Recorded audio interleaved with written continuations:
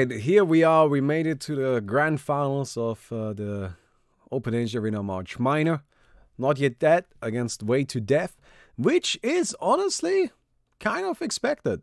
We have seen this kind of matchup quite often, and yeah, I'm excited to see how it plays out. I think both teams have been playing very well today, and hopefully we'll actually have some exciting back and forth matches. Now, wouldn't that be cool to kind of like, we have been having a little bit of technical difficulties at points. Finals. Who saw this coming? Hashtag strategy grand final. Yes, strategy should definitely have made it to grand finals. Well, sadly, they crashed the game every single time they loaded the match. They crashed the game because they were too good. All right, let's just settle on that. So we all know that they are the real victors here, but they just weren't able to prove it. Anyway, we've got the Magnus being banned out, as well as Kunkka, Wulong Druid, Wraith King, Omni Knight, and then one last one. And yeah, so it's going to be exciting to see how this plays out, right? I wonder if we're going to see any new picks, right? I wonder if maybe we'll see the Lifestealer again. So we do know that Way to Death does really like that, what's it called? That Lifestealer, right? And the Lifestealer has just been absolutely, oh, there he is.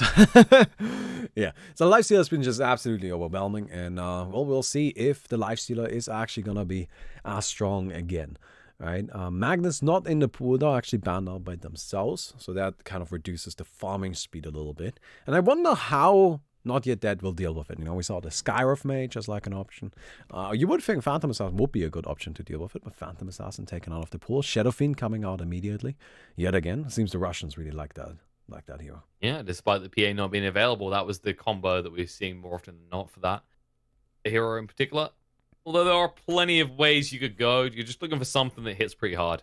Like, it's the minus armor itself that's just so useful. So you could look at things like, I mean, it's a perfect example, hard hitters, Templar Assassins, Lunas, these type of heroes. Yeah, it's not even like Shadow Fiend has that incredible aura. He also has a lot of good early game. You know, like his raises are just fantastic at clearing out camps, even at very, very early levels. And honestly, just hits pretty solidly hard on his own. He also has that ultimate, which doesn't do that much damage, honestly. Like, you don't really use the ultimate for the damage. But you do get quite a bit of value out of just reducing enemies' attack damage. You know, it's a 50% damage reduction. That's pretty significant. And Skywrath Mage coming out again. So we'll see how Skywrath Mage performs against Lifestealer. I mean, Skywrath Mage does have an instant silence, which definitely helps. But then again, Skywrath Mage is also a little bit predictable. And if you do get that rage going on, then that's just it. There's not much the bird can do. Yeah, but that does mean you have to preemptively rage, or you have to build into an item that gets you out of that, such as a Manta. And in this game mode, you're not going to see these Radiance Manta builds. You're going to see the full focus on the physical with things such as the Daedalus, Desolator. You're going to pound through people as quickly as possible with your physical damage. Yeah, we have seen some Mantas, but usually on like very, specialized heroes, like Terror Blade and Drow Ranger. I feel like those are the kind of heroes that you would want to buy one on, but not necessarily Lifestealer. Young man. You don't really want to. The only way it's usually justifiable on Lifesteal is if you have something like a Radiance build, right? Because you can split your illusions up and farm efficiently. Not really something you focus on, especially in this game mode, because you have cleave from your boots, so you can just burn through creeps quickly. And they do go for the Timber after the Skywrath has appeared, which is a little bit risky. Yeah, I don't know if they maybe aren't respecting the Skywrath enough here. You know, like we just saw a Timber Saw get absolutely destroyed by Skywrath Mage. So, but hey, maybe it's just maybe they just say, you know what, we think we can take you early on. We think we can stop you from snowballing out of control like that, and we'll just shut you down before we get to any of these problems.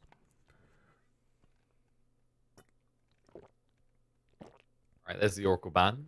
Not really too surprising. People have been rating this hero pretty highly. It's kind of weird as well. Like, this hero is, just in your standard game alone, really powerful.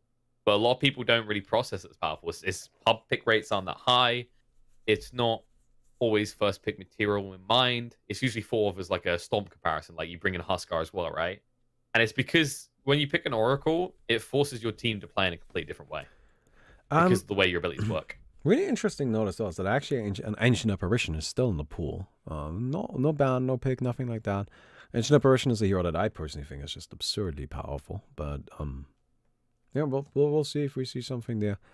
For now, Vengeful Spirit gonna be banned out. So Vengeful Spirit, of course, we saw that earlier. The Vengeful Spirit providing auras, Shadow Fiend providing auras. That's a nasty combo. You just do so much damage. There, minus all. The stacking minus armor as well. Whereas they could still kind of fill that role that you get from an SF or a Vengeful Spirit, these type of lineups. Nyx Assassin again. So I feel like Nyx Assassin is just a good way to deal with the Timber Saw. Alright, like you have such an easy way getting the Carapace to just stop the Timber Saw from pretty much doing anything. Follow up with a stun. You can even break away the passive. You can also break away Feast, which I feel like might be a good way of dealing with the hero. Bane coming out. I wonder if it's gonna be like another, like, you know, Evelyn's nuke-based Bane, like we saw in that previous match. That would be kind of funny. It's gonna be I'm gonna brain zap the Skyrath and kill him in 5 seconds. Bane. That's what you're gonna get. You can even like justify, if you go for like an Axe build, you could probably justify a BKB in this type of game. Actually, that would be pretty scary, especially with the later levels of brain sap taking the damage to, like, what levels we're talking about at that stage. I think is it. Let's have a look. You go up to the 650, then the 1000. Yeah, that's pretty scary. Wouldn't want to be on the receiving end of that, especially if you build into some sort of magic amp, such as the car. Yeah. I mean, like earlier we saw the Bane hitting for massive amounts. Like, was it like 1600 or something per nuke? I mean, you can use Spell to just really snowball spells out of control very, very easily in OAA. And you've got that, what is it called? Saint Kaya. Saint Kaya, very powerful combination. You know, get a bunch of Spell, actually a lot of it. I think it's like 48%, right? And you get a lot of status resistance, which is very powerful. Ogre Magic coming out. Another early game brawler. Oh, Chatterjee coming out. Nah, pretty much a very similar early game brawler in response. Yes. Just this for Chatterjee strategy. I know. They're getting you about me. I do have to say that it was very clearly them crashing, because when they tried to join a pub game afterwards, they still crashed, while Alpha Boys didn't. So anyway, get your story straight, all right? Well, I got my story straight. God damn it, you people. You hesitated. All right. That's another clip for the file. They're building a file, you know. Yeah, are we gonna evidence.zip me? Feels bad, man. Got Lion coming out as a ban, as well as Troll Warlord. So I feel like for the Radiant, I wonder what they're going for. I personally would like to see like another kind of like specialized support for the Lifestealer here. Somebody can just kind of stick with him, you know. You've got some good frontline. You've got the Bane for some disables, but Bane is more of like offensive. I think like more of an offensive kind of like solo support that likes to just do things on his own. There we go, Tusk. That seems like a perfect fit. And then for the other side, we've got a good brawling frontline. I feel like they want another physical DPS. Somebody that can really utilize that Shadow Fiend aura so they get some value out of that. So, I don't know what would be good here, you know, maybe like I actually like Juggernaut a lot. I don't know how much people like Juggernaut, but I was thinking maybe Jug at one point, but then you're talking about only slashing into a lineup that has a snowball save. That's true. That's definitely a problem. I mean, Faceless Void would be an option. Yeah, Void's much better. Yeah, you could also go for Huskar. I feel like Huskar might be potentially an idea. Yeah, a bit rough against Timbersaw, that's for sure. But I know that the Russians like him a lot. And there's the Dragon Ranger. Okay. So that gives them more physical, but they're kind of lacking in the team fight department. Yeah, something I don't really like too much about the Dragon Ranger. You know, like her biggest strength is that she ignores armor, which doesn't really work that well with having a lot of minus armor. It's just like, okay, so we break through armor. Which armor? Doesn't, but then again, it's only 50% of the time and only at max level, so, you know, it still definitely helps a lot just to have, like the Dragon Ranger. And Dragon Ranger does also then in return buff the Shadow Fiend actually with the aura. So, maybe Shadowfang is going to be taking more of a leading role as a DPS this time around. We'll see how it plays out. Yeah, I don't think you want to put him into a magic category just because you've got the Scarif, right? So you're going to focus fully on deeps, and in that regard, you can actually amplify him pretty well. Meanwhile, on the side of Radiant, you're talking about a lineup that's actually really tanky overall. Like, all these heroes can absorb a lot of damage, which is where the ultimate for the Drow with the marksmanship isn't as good, right? Like, this spell is amazing against squishy agi heroes, ones that rely on armor instead of health. But you're up against what I can only define as beefcakes. You've got 3 strength heroes. Bane has amazing stat gain for an hero at 2.6 strength per level. And then, what we got for Chaji? Chaji's -1. Well, that isn't true. these stats are lying to me, Bobby. Yeah, that doesn't seem right, I gotta be honest. Why does she got -1? I mean, I know you said this hero peaks at level 2, but Jesus, this is a little bit extreme. Oh, well. Yeah, that doesn't seem entirely accurate. I'm pretty sure she's got rather high strength gain. Really hope it's not actually -1. That would be kind of weird. Well, if it was, the Chaji we saw earlier today was doing pretty damn well by, like, level 10 if he's losing stats, so... I mean, admittedly, these players should know that, like, about this. It's probably just like a weird spectator thing, I expect. I expect so. Yeah. Right. Both teams hesitant to engage so far. Let's just straighten out Chaji's shield here. Now they're going to start spiking into him down to half HP already. Not even able to stand close. It's going to turn around the stun, coming out. Timbersaw down to half HP. Tag team is activated. Peacemaker trying to move him. What's the target though? Ekla's going to go down. They already got rid of him. Anti is going to go low in response. They will be able to get rid of him. And now the races are coming through, but no mana left. He's got the mangoes to work with. Shadowfiend doesn't want to have to use it. Gonna get another pick off, and there's Larinor falling as well. 2 for 2 so far. Supreme chasing down the Mr. Random, taking a lot of damage from the Shadowfiend in the meantime, but he refuses to let up. Doesn't have to use his mangoes here. Up the trees. There's a little bit of time. This is an awkward way for this to end. Supreme will go they for got it. him, Tag though. team comes out. Now they're going to hit into another target. On the SF should be able to do enough damage. Raze comes out, but it's too late. The brain slap, the DD on the Bane as well. Will allow the 2 of them to clean up the remaining Ogre Magi. Yeah, and he's not very happy about it. That was a pretty even duel, I would say. Like 5-3. I think that's fair. All right, you can be reasonably happy with that. All right, we got just a tad bit before the doors open. Would be nice to have some actual doors here. We do actually have a model for that. We could probably just put that in. And here we go.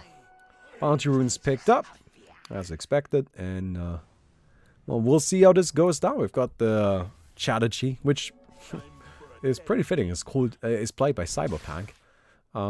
Just already rotating over to the other side, ready to brawl some of this out. Gonna throw down some wards, picking up that early ward stack. Try and disrupt the farm. Tag team going on to Mr. Random. A lot of damage is being done here. Snowball through will enable the kill, and Shadowfiend just has to leave. Yeah, they're diving. Mangoes, but he doesn't want to use them. They're diving really, really aggressively, and they're willing to dive all the way into their base, even this early on. They just want to make sure that this Drow Ranger doesn't just get to sit here, right? Well, they're trying to punish from the other side. Not yet dead. Do pursue Supreme, but they don't land the stand, and he will not die for this. So just back up. Problem is, your SF is just being pressured wherever he goes. I don't really see. It's just going to back up a little bit.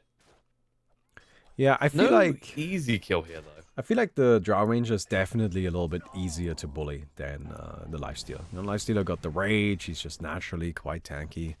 He's got a good amount of just general survivability. While Drow Ranger, not necessarily. She's a little bit slower, a little bit squishier. At the same time, she did also manage to get a kill, which is nice.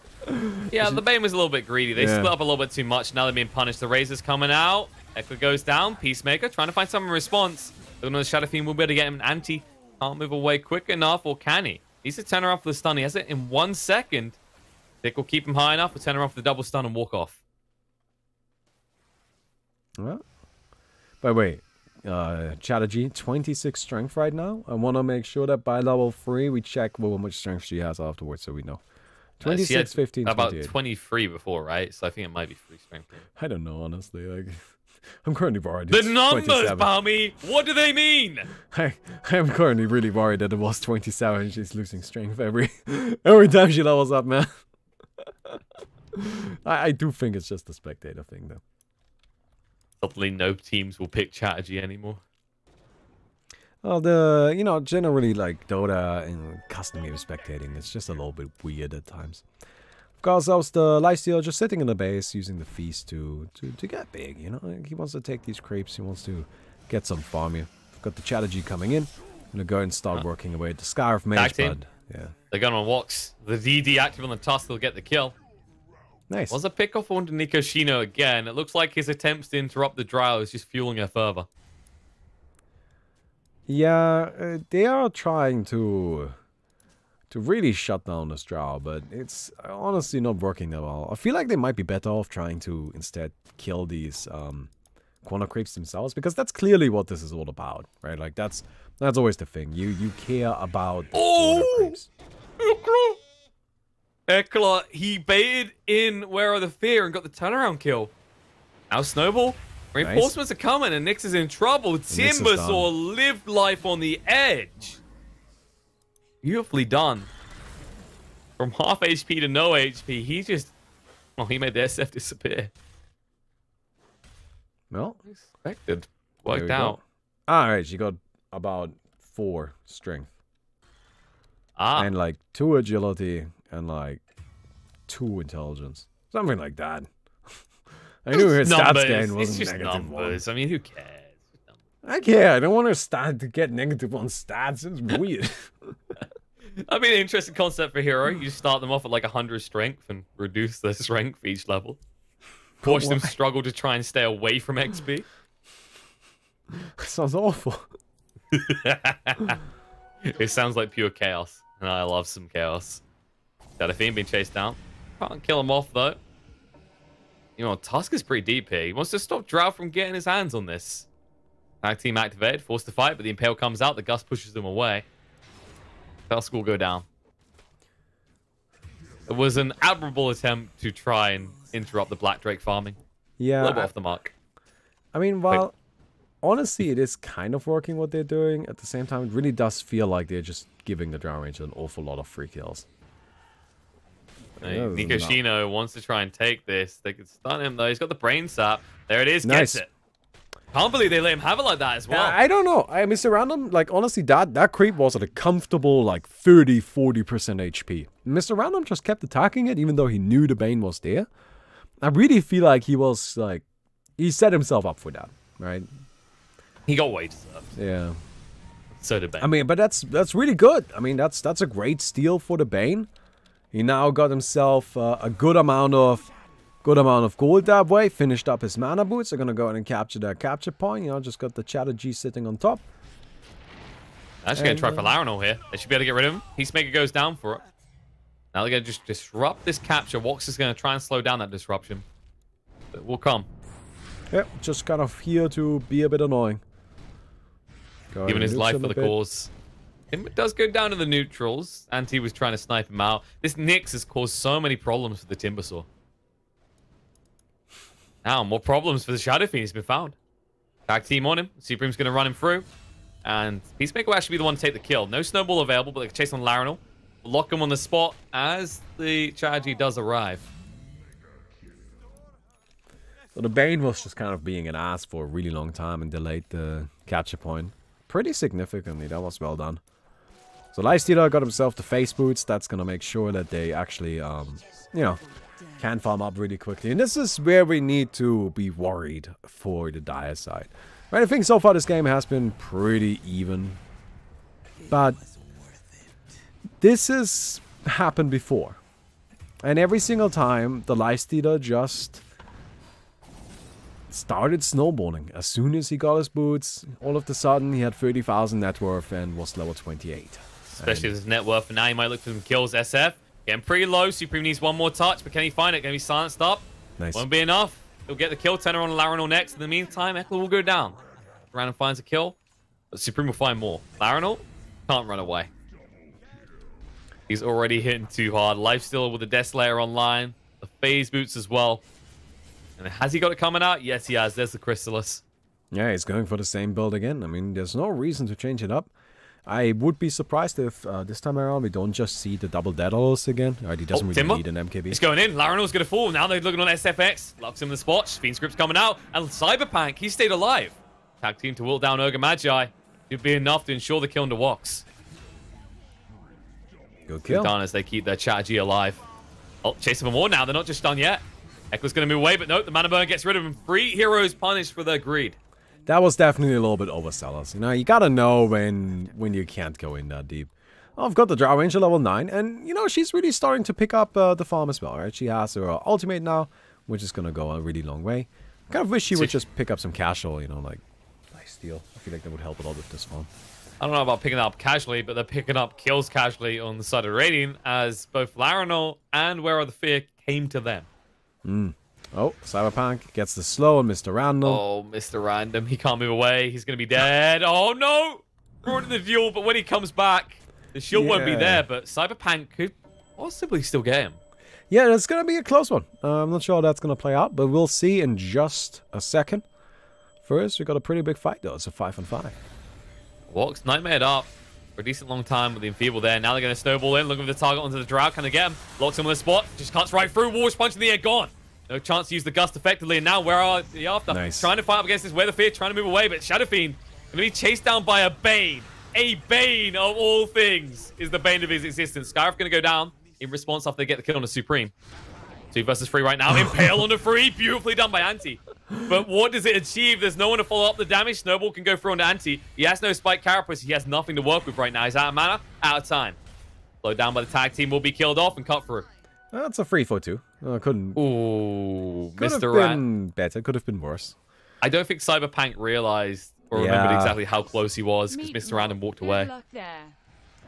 That is a little unfortunate for them, but you know, a single kill won't make or break the game. Especially since they forced her back anyway. Larinal? Larinal's dead. Not, Can he not get it? yet. Nico, not yet. Nico, not can he yet. get it? He's got the brain stab. He wants it so badly. They stun him. He's screwed. There it is. Going to come out. They can turn around right now. But no Mystic Flare for 10 seconds. Atos to lock him on the spot. Silence Nice. going to run out, but nope. Larinal stays alive. Ah, that was really well done. He's juking around those trees, not letting him catch him. SS been found. BKB activated. He has to fire up against Peacemaker. No bonus damage because of the BKB, but it doesn't matter. They get him with the brain sap. Yeah, these very early fights, you still have mostly just the heroes with the strong disables, the strong nukes, winning. You know, like for example that strategy. You know, it's just got that static grip that disables for 4 seconds now. Pretty damn powerful. Seems they're gonna get themselves a Scarf Mage here. Yep, easy peasy. And it's not just how long the static grip lasts as well. Thanks for It's with the making these Enfeeble. dope tournaments. Oh yeah, that's gonna be. Oh, that's a long Long duration. time to not be stun. moving, yeah. Yeah, that's definitely gonna keep you stuck for quite a while. Works for a lot of things. Going in. War's Punch was interrupted. Gonna go in right now. Peacemaker doing a lot of damage, but Mystic Flare comes out. Stun on the spot. He will pay the ultimate price for his greed. Shadow Fiend starting to really become quite powerful. You saw in that last fight already that he is definitely one of the biggest sources of just raw damage on the teams. He kind of got locked down by the Bane towards the end of it, but early on he was able to just, you know, roll into them. He does a ton of damage, and this is just gonna keep increasing. Like, it's just gonna get more and more powerful. Something I also think is kind of interesting, and this is not the first time I've seen this on Shadow Fiend today, is the double boots. Double boots, yeah. Great Arcane boots and the Greater Tranquil boots, just trying to maximize how much money he gets. Not sure what I think of that, especially considering it's Shadow Fiend. You know, Shadow Fiend has a really easy time getting money. And also each of these boots does cost a core, so it is a pretty risky play. Like if you manage to, like if you fall behind when you go for this. Timber Stitch went in. They got rid of the Nyx. Now Cyberpunk trying to move away, can't. The race kills them off. Snowball throw on the Fiend Script target. War's Punch up in the air. Draw getting pretty low, can't get out of here. Shadow Fiend has to retreat with the Skywrath and the Ogre. They should be able to move away. Yeah, the boss has Like, regenerated to 4, so they're not going to be able to get that. But yeah, again, as if the Shadow Fiend now, like if their team now falls behind, the Shadow Fiend is not able to like secure an additional core to make up for the one that he sort of wasted. This is actually going to be a bit difficult for him. But In fairness, he's already reduced the 30% bounty though, so like going double in like this, I can see the stacked value. Like you've already screwed the net worth you're going to get out of these creep camps, right? yeah. So the focus is bossing, maybe. Yeah, I think that's what he plans on doing. You know, mostly just utilizing the fact that he's got the presence of the Dark Lord, which even just normal presence is actually pretty damn good tool while fighting bosses. And, you know, Necromastery is just a good amount of damage. Oh, So, well, SF has been interrupted in what he's trying to do here. BKB activated, but he can't do anything with it. So he ran straight through. Bane does help secure the kill on the walks. Well, I say thank you for starting this boss, for getting him warmed up. you're just going to take the return on that. They take down the boss themselves, get themselves the core nice and quick. I mean, that's beautiful. And we are starting to see Supreme get to that Supreme stage again. However, this time around, and this is the one new thing that we haven't seen before, Mr. Random on that Drow Ranger keeping up. Yeah, and now going for a kill on the Bane. We'll be able to get it. BKB activated. Eklik's going to try and move in. Nice big amount of damage coming out of the World and Death and Chakram, but stunned before he can actually escape with the Timber Chain.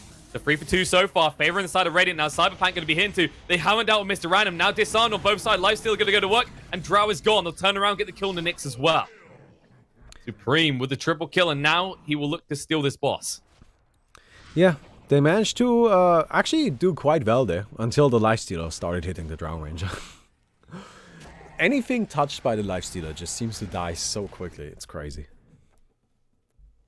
Living up to his name, he will perform an act of grand theft larceny on your life. They're going to try and actually just steal away this boss as well. You can maybe disrupt this because there's only 3 heroes from the side of Radiant, but with the boost of travel, well, Chaji's back again. This is a risky boss. I don't think the Dire side knows though. I don't think they have an idea. And, yeah, not yet dead. It's just gonna have to figure this out the hard way. Group comes out. Drow! They didn't know. They should have known, though. Ooh, man. She just disappeared. Nyx. I mean, the awkward part is the way that Nyx played that out. Because he was hanging nearby, the Drow felt safe, felt secure. They did just get killed on a Supreme, though. That's a big one. Gonna turn around. Anti's been found. Nyx has got the Spike Carapace to work with to try and move away. Tusk has got the Ice Shards, though, so you can block him off. Sides against pursuing though, not worth it. Yeah, Anti will be fine. He's a Nyx. You know, Nyx is kind of hard to take down. It's pretty evasive. He got himself his Aghanims now. We've got the Mana Burn starting to really come online, which is always fantastic because that's when you can't just sit in the fights. You know, just tank. You just are basically invincible. You throw out as many Mana Burns as you can. I wonder if we're gonna see like an Ether Lance. It's gonna be a Vladimir. So more of a supporting item, very powerful supporting item as well, so it makes sense. I think they're just trying to prioritize. They have a Vladimir's on their team, and they have it in these fights, so they're just going to have it on the Nyx, who can sit there, burrowed under the ground, taking no damage, and buffing up his team. Definitely makes sense with these type of heroes. Especially with the builds they're going for, the Daedalus is, SF. The final cleave. Killed them off. Whoops. Gotta be careful. I mean, especially your Shadow Fiend, I feel like you do have to be careful. If you die, you do lose your souls, which is just a tad bit awkward. So the Shadow Fiend is doing something a little bit weird here. He's not actually skilling his ultimate. This does actually serve a purpose. So what the Shadow Fiend is doing is saving his ultimate, or like skilling his ultimate, to save the skill points. And by not skilling his ultimate, he'll have enough skill points to max out all of his abilities at level 28 all at once.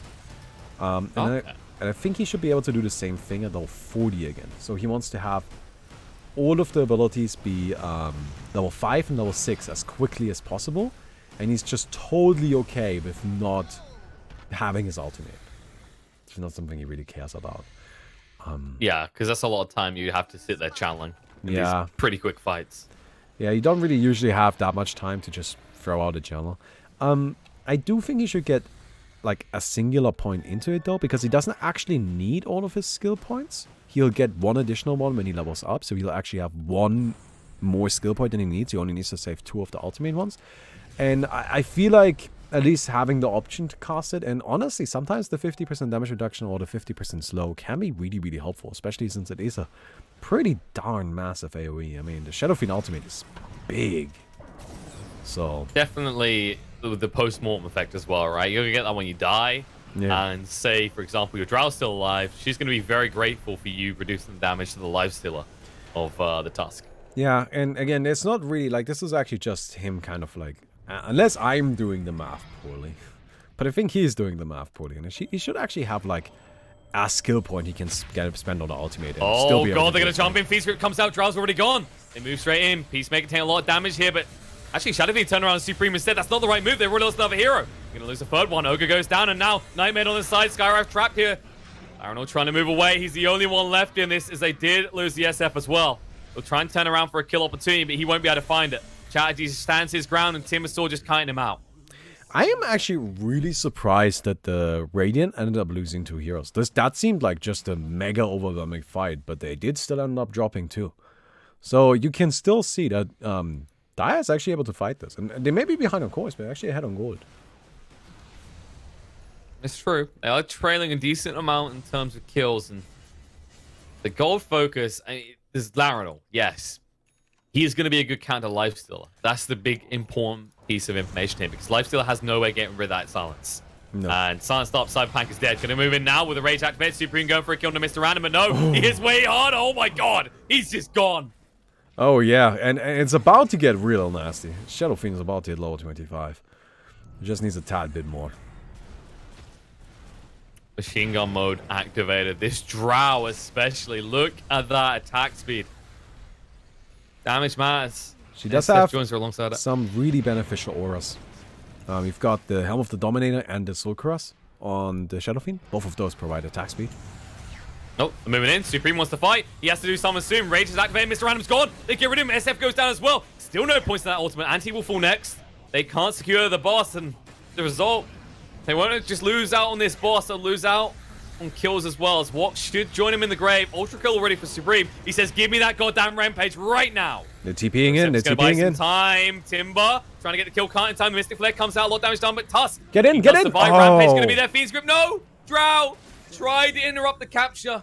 Gives her life for nothing. Yeah, she just kind of ran in and started attacking. I feel like you either get on the capture point or you try to push him off the capture point. But just kind of like attacking him won't really get anywhere. Shadow Fiend's been found as well. Stuck on the spot. Rude up for so long without enfeebled. Disarmed as well. He's gone. Nothing he can do. Peacemaker. Oh, the shards. Just a little bit off. Walks will be able to escape.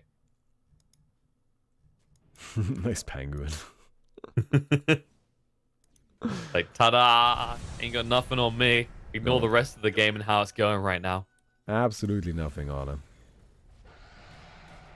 I guess the other amazing thing about the interactions for Supreme here is we mentioned that silence a lot, but he has always got the dispel from Chatterjee. Yeah. That is something that is incredibly beneficial, right? And that's one of the reasons why you want that hero. They're trying to interrupt the Shadow Fiend. He's pistoled up. He's just gone. Mystic Flare does come out. Stun on the 2, pushing them out now with the Gust. That's not good enough. Mr. Random standing his ground, taking a lot of damage, trying to heal up, but the Satanic's going to run out soon. Look at that Cyberpunk trying to move away, but they've already got rid of the Tusk, and now Lifesteal are going to come out, but Gusted away. Pushed so far away, but the Fiend's going to be there. Gets the kill and return, and Timber, the true MVP of this fight. They'll come back for Skywrath. They didn't forget about him. Hex is going to be there. Mystic Flare again. The damage is big. BKB from Bane. Has to move away. Snowball coming in. War's Punch as well. Hitting for so much on the Shadow Fiend. He has his BKB in 34 seconds. He needs it now, though, and he won't get it. Nightmare out on the Skywrath. Uh-oh. Whoopsie daisy, Angel. He is down. They're coming in, though. They refuse to give this up. Mr. Random goes up the high ground. BKB activated. Abyssal comes out, and he's gone. War's Punch kills him off. Walks. Gonna run for the high hills. He says, okay, that's enough. We're burning way too many heroes here, and we're getting nothing for it. Yeah, this seems to happen a lot, where I feel like I think it's fine for Larinal and his crew to take these fights, right? What they do, though, is they kind of seem to be going a little bit long, right? They take the fight, they lose the fight, and then they just kind of throw 2 or 3 more heroes at them. Which is just something that doesn't do anything and really only helps Way to Death to like slowly come back into the game. Or not come back into the game, but push further ahead, sorry. Right? But it just helps them like get even more ahead in terms of score. And you gotta be aware of that. Like, kills do matter. Yeah, they seem a little bit obsessed with the bog off deal. The buy one, get one free logic, because every time these fights occur, you can appreciate in some situations, okay, the other opponent, a component of your team, stayed alive long enough to get back in the fight. But they're dead now. So you're still outnumbered. And you're just funneling in one by one. It's the Congo line of death. Well, Shadow Fiend got himself level 25 now. So we have the minus 15 presence aura. And that's really where you start dealing a ton of damage with this hero. So hopefully he'll be able to properly utilize that. Let's see. This is also, by the way, what I talked about earlier on. So Shadow Fiend went for 2 farming boots, right? Now he sold the Tranquils. Because, I mean, you can't have 2 boots in your inventory. It just takes up too much space. You need to make sure that you actually have, you know, like, some usable items. But now he has the Soul Cross and the BKB both as level 1 items. Because he just didn't have enough cores to be able to upgrade them. And that's because he wasted a core on those boots. And that's really where you have to ask yourself, is that worth it? You won't be feeling like it right now. Or Hex coming out on the Chaji. Still on half HP right now, taking a lot of damage, moving in. BKB side to Peacemaker going straight onto the Shadow Fiend to control him up. The Wars punches are coming out favorably. This arm's going to be there. In the meantime, Hexed up, Supreme going to be stunned on the spot. Trying to get an anti, but he can't get it. Impale comes out to lock him in. And Timbersaw trying to move in, trying to support, but he needs to get himself. Mystic Flare does come out maybe a little bit too late. Task Wars punches, double punch in fact. Scarif getting pretty low himself. San's going to be there, but now he needs to move away. Where's the damage? Mr. Random finally run, but the Nightmare's going to be there. Ogre standing his ground on this spot, trying to make sure they can't take this. Nikoshina going to work with the Fiend's Grip. Not being there anymore. He can't stand up against Drow, though. Rain Saps will not do it alone. I think this is the first fight where the Dire side kept coming in, and it actually worked for them. But they do a lot of damage now. Like, honestly, that level 25 talent really makes a huge difference. They kind of see if they can take down this Timbersaw right here. Timbersaw, of course, very, very difficult to kill. He's got his Timber Chain as well. Yeah, but he's a little bit too close to Larinal. Good blink Chase forward. Oh, no! No, he didn't go for any damage. This is his first, and now Anti going to be turned around on Supreme, chasing him down. He's one more hit, but can't find it. We'll turn on Larinal instead. But now he's hexed up. His rage has ran out. He has no easy way to escape from this Nightmare to buy himself a little bit of time in the back line. Ogre does go down, but Supreme's been found. They get rid of him. Tusk ran through as well. Mystic Flare doesn't connect properly on the Cyber Pank. He'll walk away. Have to just accept that they can't barrel into the Dire side like they have been up to this point. Not yet dead. Proving that statement pretty true because they can finally start to put up a fight. And so they are putting up a fight. You know, they're gonna go ahead and actually try to take down this boss. They don't really have anybody who can tank this all that well, but they'll just kite it. That works just fine. I like seeing that Hex on Larinal. He's been going for that pretty damn early, and honestly, just being able to hex a hero out of the fight is massive. Right? It's so helpful. It also gives a lot of intelligence. Like 140 is, of course, crazy amount for a Scarif Mage. Allows him to really just nuke people down so easily. I feel like the biggest definitive choice in this game so far is the talent on Mr. Random. That Gust knockback has been huge here. Like, that's made all the difference. The Lifestealer is being purely kited because of that, and I wonder if the big solution for Way to Death, the way they approach these fights, is to treat Chatterjee more like a support utility instead of a tank. Because you need the Cleansing Shock for the Lifestealer, and it's almost never there in time. One of the huge benefits of getting an Agonist on this hero is you get to Scepter bounce it. So you get to have it bounce to like multiple targets. Which is kind of like, you see 2 heroes get Sans right there. Like, Chatterjee can actually Cleansing Shock both of them. And that's pretty damn neat. That's something that would be really, really helpful right here. So, I feel like that, yeah. Like, honestly, if they just put more emphasis on trying to get rid of these Sanses, that would probably help a lot. Oh, duel time. It's an Ogre versus a Tusk on the side. Main duel. Little hesitant to begin. Hex coming out onto the Tusk in the meantime, but he can stand a fight much better. The War's Punch is going to be there now. BKB activated. But this is one tanky Ogre now. Main engagement is going to begin. Shadow Fiend's already down. Nikoshina doing too much damage. Side Pank trying to move in. Guardian Grooves gets him out of the Gust. Drow standing his ground with Satanic. Disarm comes out Lifesteal. He needs some assistance right now, but he can't find it. He has no Infest Bomb to work with, but there it is. They're going to heal him up. They keep him alive, but give him a heart transplant, and Drow is gone. Anti trying to run away, but it's too late. He will fall. Ogre might win against Peacemaker, though. The stun's going to come out. They at least win the side duel.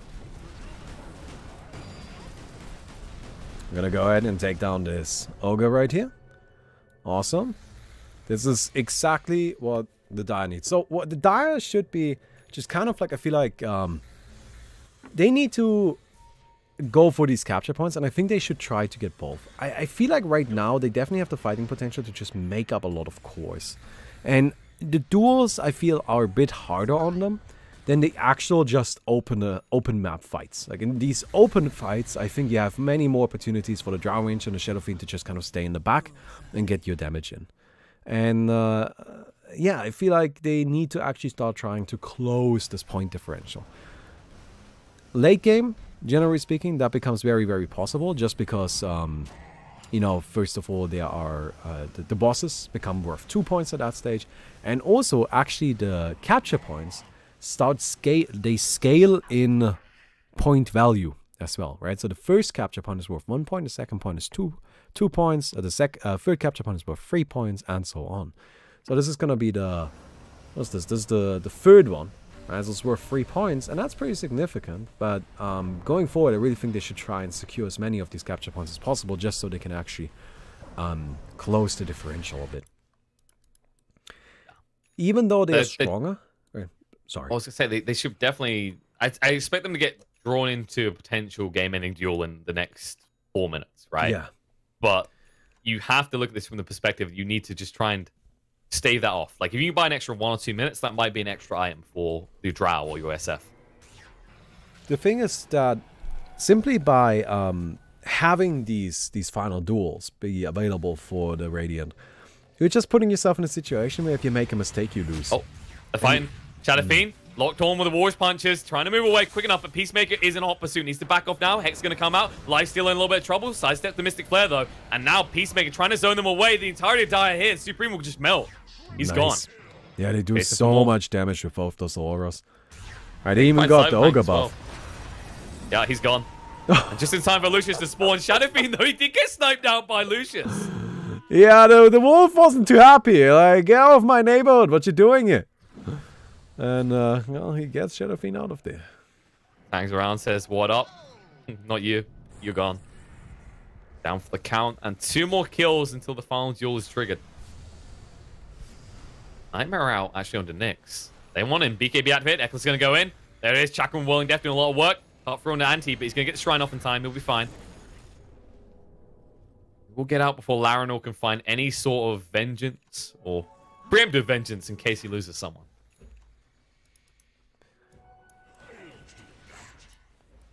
Oh. He's the victory on their lips, though, right now. Yeah. 2 points away from triggering that. Just 2 points, right? And then it's really just get a good fight. He's going to go in. Larinor. Abyssmal's going to come on to him. That's the big target. They're going to be able to find it. Scarif's gone and Shadow Fiend as well. They can trigger the duel now. And Mr. Random's locked on the spot in the meantime. BKB's already been activated. All right. Let's do it. This is going to decide everything, man. You gotta take this one fight right here. It's hard, though. What they can it's bring. Hard. They got the heart transplant active for Mr. Random. He's going to need all the health he can get. Infest Bomb at the ready. Peacemaker wants to make his move. He's got his blink. Larinor going to hang on the high ground. Invis with Shadow Blade, but it runs out.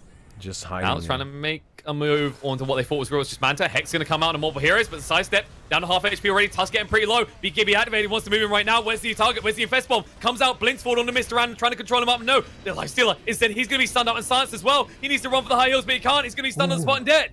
They get rid of him, the big one they needed to, and Timber. Oh, Timber's having some connection issues.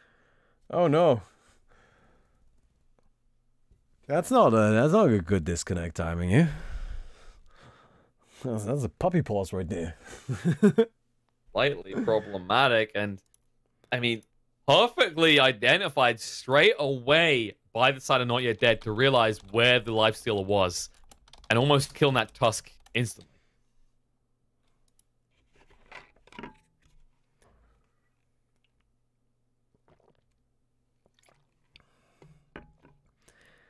Well, I mean, so the Lifestealer and Timbersaw being down is a really, really big problem for the Radiant. Honestly, I feel like this fight is looking mostly unwinnable at this stage. You know, the Shadow Fiend is rather far away from the Bane. Although, actually, Bane has a Brain Stab coming out, so it seems like the Shadow Fiend is actually dead. But on the other hand, you still have this Drow Ranger working on the Tusk. She's probably going to win that. And then it's just a strategy. Without the Lifesteal, I don't know if they have enough damage. Like, if the Timbersaw was still around, then maybe. But both of their big, scary DPS heroes are gone. And I feel like that's going to be a little bit much to ask for. Well, get a chance to see Timber's back and at the ready. Not like he's got to look at anything. Ah, yes. The Russian we all understand. Thank you, Nico. Well, it's not for us. Well, we made it for us by spectating the game in time. Like, I'm pretty sure even if you were to Warriors Punch every hit, you still don't kill a drown time. Yeah, this should definitely be decided. And it looks like, as a result, Not Yet Dead will He does have the definitely stay in 12% chance. That's true. I Yeah, forgot but even about if you that. keep Warriors Punching, like, what's the rest of your team doing? Cyberpunk will die. That leaves Nico Shino, maybe. But they have stuns. They have silences for him. All right, so Bane gets the kill on the Shadow Fiend right now, right? The ability is already done casting, essentially. So Shadow Fiend is dead. And that's the Echo Shell, which means that it's going to target spell after it's hit, right? Yeah, there you go. There we go. And there we go. Turn around. Peacemaker will Oh, go he gets down. hexed. And hey, little piggy. Bane next on the hit list. Completely ignored Chatterjee until the end. Yeah, well, Jalaji doesn't excel at doing damage. You know, that's not her forte. You know, she's great at early game fighting. She's a great backup support, very tanky, can disable people for a long time. But damage, yeah, that's you're gonna need somebody else for that. Well, Still have to wait for another opportunity to try and end this. yeah, but with that we are in overtime. That's exciting.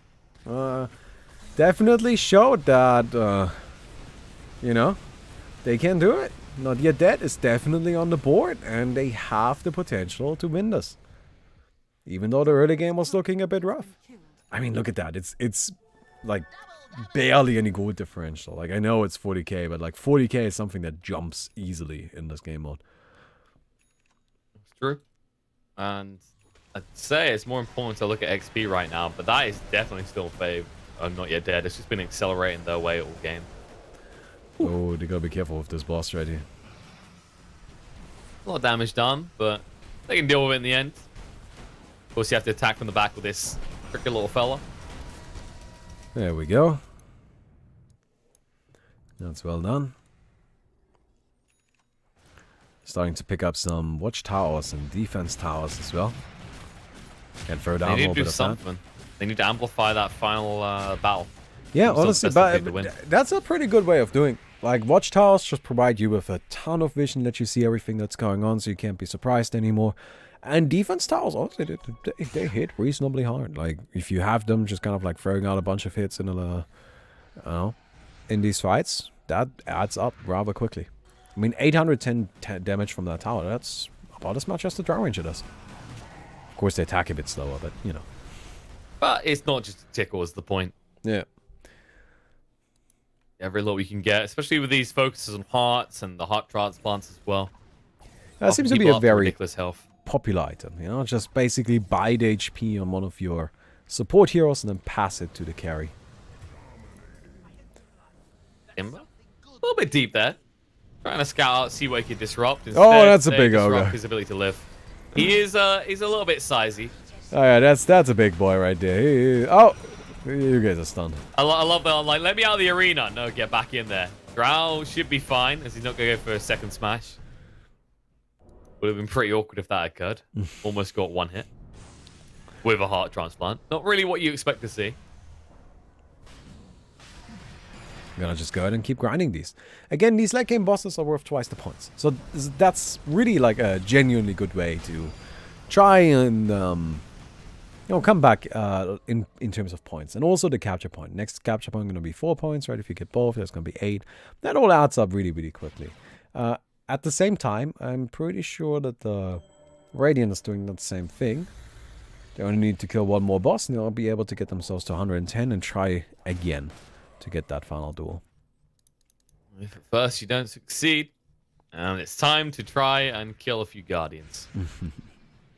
Or be killed by them. One or the other. Something I really want to point out is that, you know, whenever we play OAA with kind of just like some casual players, something that I see a lot is the people that either have like a ton of money or a ton of cores, right?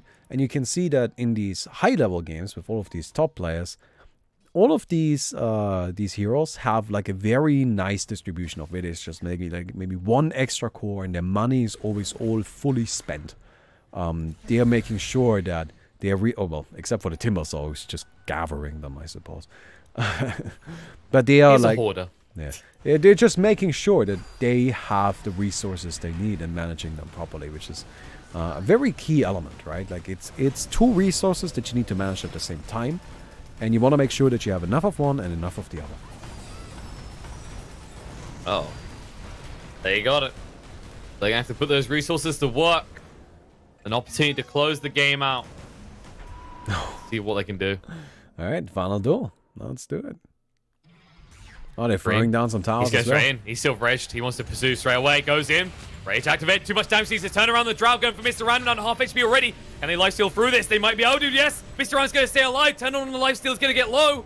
They'll bring him down. And now Wox next to the hit list will fall. Anti getting pretty low himself. He's actually pulled the Chakram cross, but can't because he got gusted up. And now Drow looking to just turn this around and run through the remainder, but can't. They've only got one hero left. It's Drow against 3. Can you do it? The Warrior's Punch going to come out. Silence. Lock him in. There's enough. They'll get rid of him. Game 1 going the way of way to death, and that's exactly what they've done. They showed NYD exactly where they needed to walk to just lose this first game. Man, that was really, really well done. They managed to trap them right on top of those chakrams, which just forced so much damage on top of them. And yeah, with that, we've got way to death, taking down Not Yet Dead. Well done, well done, well done. And they're only one game away from taking the entire tournament. And I'm sure we're going to be going into the second game rather quickly. You got to come up with something edgy to say about me. You got to be like, well, they might be one game up, but we're going to see if their opponents are not yet dead. Could they still be in this? We'll have to find out in just a few minutes. Or are they Game on their number way 2. to death? I get Now it. run the ads. There you go. We don't do ads here. What would we even advertise? Buy the sauce. That's the crap I get paid to do. I don't know. Just advertise cats. Cats. Buy more cats. Buy cats. Do you buy cats where you're from? Something that I recently, not recently, but only like a little while ago learned is that like there are countries where you have like cats and dogs and pet stores, and it was in Japan recently, and they actually had that, and that was just sad. We don't have cats or dogs in pet stores here. That's not a thing. I mean, like, so, well, I bought my cats. I bought them from an old family friend. Well, I've done something like that. Like that's to me like, but like not like in a pet store, right? That's weird. I don't know. That's weird to me. Like, I actually looked it up. Maybe that's just a German thing, but I looked it up. There's exactly one store, like one pet store in Germany that sells dogs and cats. And I'm pretty sure they're currently being pressured to stop with that. Stop giving these animals homes for money because you had to shelter them. You sick monsters. Well, I mean, the thing is that in Germany, there's like lots of shelters for pets, and they will take them for a very long time. Like, you know, we basically have, I don't think we have any kill shelters or anything like that. That doesn't really exist here. We've got basically no stray animals. Like, it's just not really an issue. Like, we don't have a huge overflow of cats and dogs. So, I don't know. You know, like we've got what we call is basically an animal home. And they are like house, like, animals without a home for like really long period of time, as long as it takes. Like there's one that isn't too far from here where on their website you can see all of the cats they have, all right? And one of the cats, they say, there's basically like they had her for like 17 years at this point, just nobody ever adopted her. So it's like the other thing is pet stores that function in that regard are becoming more rare because you have to keep in mind that most people now will just sell direct, so breeder to client due to online methods. Just like, you know, I have a litter of cats, I can just sell them on this Facebook group or on one of the websites. It's a general issue that a lot of kind of anything traditional storefront is having as a problem right now. Is like you look at, for example, game stores. Fine Digital, right? There we go. Look at any. Well, this is the thing. You look at any kind of shop right now. Like anything that's non-digital, So how do you compete with Amazon's prices if you're like a high-end retailer? It's just, it's a bit silly though. Like the thing is that like I go into like so for example, I need to buy a lot of packaging material right now, right? Because we were sending my game everywhere. And like we want to use these packaging envelopes that have like bubble wrap inside of them, really nice. And I went to the post office and bought 4 there because I wanted to test if they worked. 4 of them were like $2.50, right? And online, I can buy 100 for $10 or something like that. And it's like, what? This is just not comparable. Like, I would like to buy locally instead of going on Amazon, but if you are just not even anywhere in the same dimension of pricing, how do you want me to justify that? You're turning your back on your local economy, Bowie. How could you be such an ass? Oh, God. I don't like this guy. Why did I? You know what the worst part is? I'm paying him for this. Oh, yeah. Like, I'm paying for this abuse. Kids ain't got to pay for his feed. Feeds aren't cheap, you know? Yeah. All right, I gotta go ahead and update this. I think they're changing sides. No, they're not. 30 seconds. I kept it easy for you. Okay. Go ahead and get this in here. Go ahead and add in a little bit of a score so people know. But I don't think they switched sides. I don't. No, they did. All right, never mind. They did. Yeah. I gotta update this again. Oh, fuck that. Of course, I gotta get paid for this. Of course, I gotta do some sort of minor this month. You can get invited for the other one. You seem really salty about that. I mean, it's kind of heartbreaking. It's like me and so like I cast a lot with Lizard, and me and him like discuss this. It's like it's really stupid because events are taking one of us and not the other at the moment. No, but we work very well together. So like, when is an event gonna take us both? I don't know, Liz. I don't know. Gotta keep grinding, dude. That's what you do. You just keep the grind up. You know, like that's the thing. All right, it may not work the first time, and it may not work the 50th time, but it'll work eventually. Just gotta keep grinding. Right, keep myself inspired by also diversifying the pool. Yeah. Apex Legends has my attention as well. You gotta become professional Apex Legends caster. There we go. I'll tell you what. It does look like I've been enjoying it. My time has literally been split between Dota and Apex. It's a very good battle. I'm not. I usually am very hard on Apex, not Apex Battle Royales rather, and also the feasibility to have a competitive scene. But that one has something about it. I think the pacing is right. There's enough blood and action. And as anyone may have noticed from today, I do like a game that gives a lot of murdering.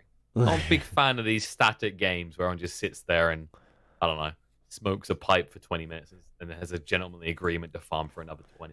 I wonder if we're finally going to see the Lifestealer ban.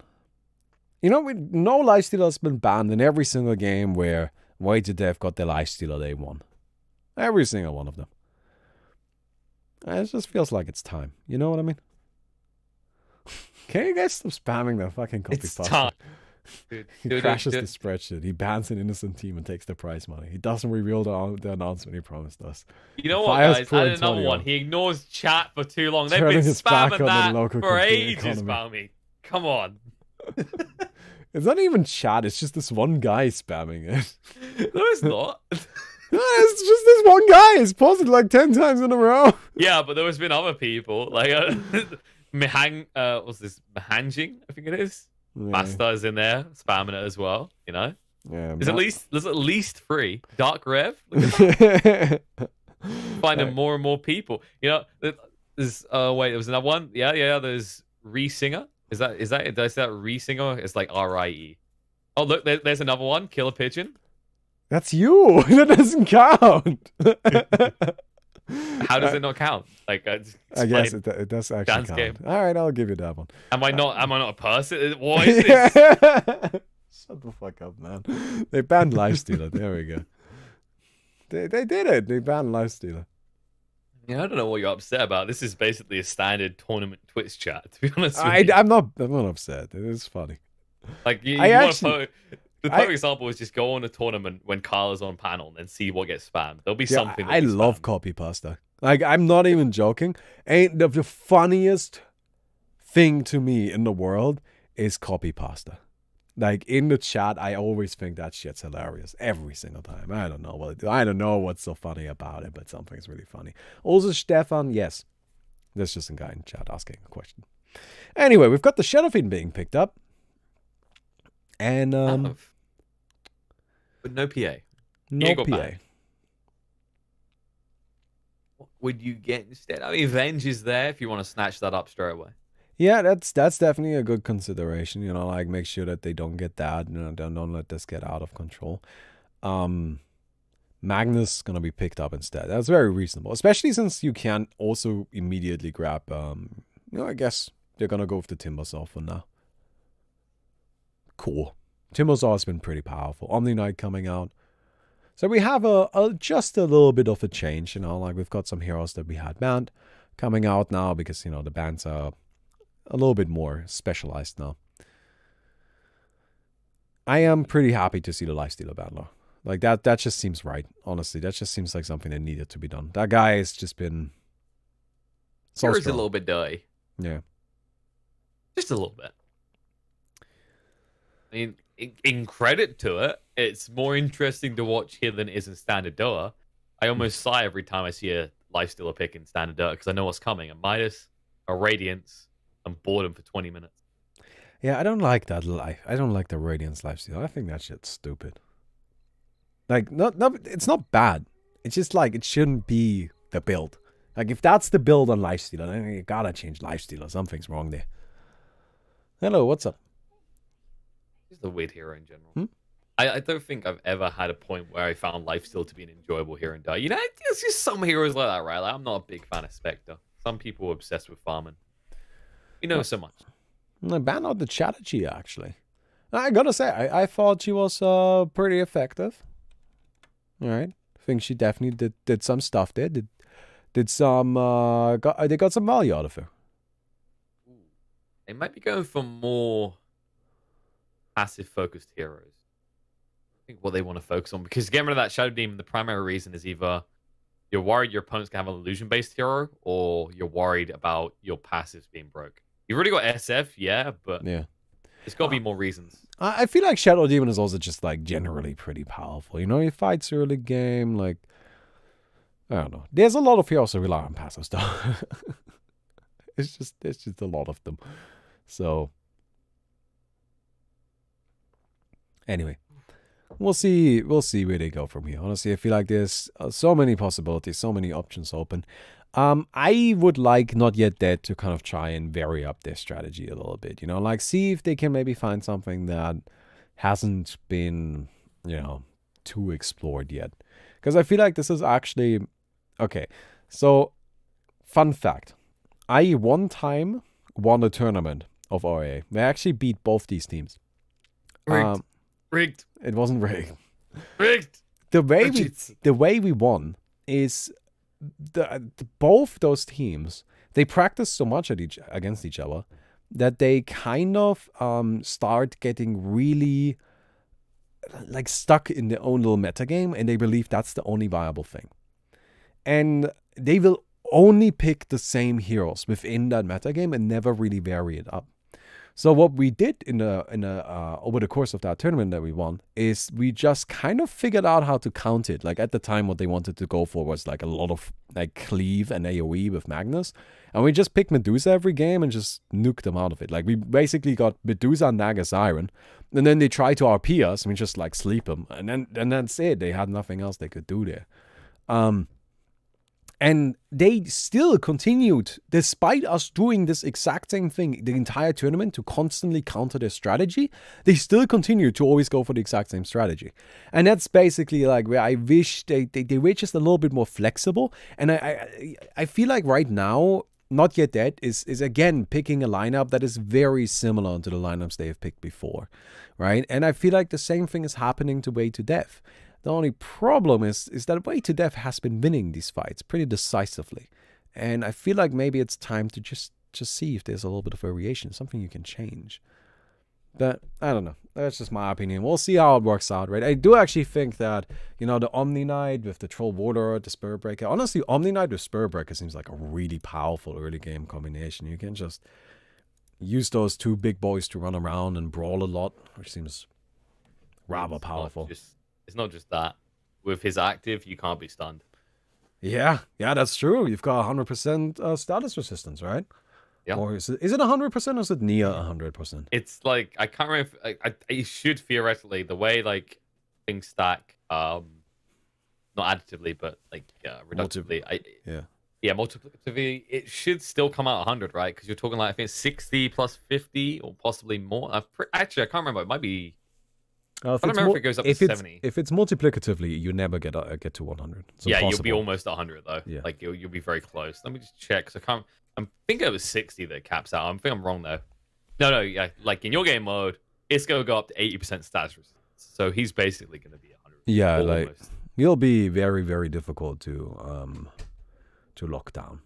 I mean, this is a type of hero that you can play in that way. So if you want to look at, for example, mainstream cool kid esport team, BP for a while were running this, and they were playing it on solo as a +5, and usually they'd run it when they were against things like Primal Raw from Beastmaster, right? Because what you do is you run towards your opponent to force them to react, and then you just activate the bulldoze, and it's just ridiculous. You can't stun him, you can't lock him in place, and you just got forced to use big spells on what is basically a support.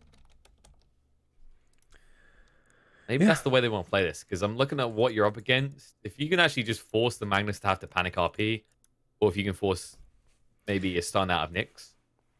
So the lineup, the thing I really like about the Radiance lineup here is that it seems like they have some great heroes to be able to just force their way in. All right?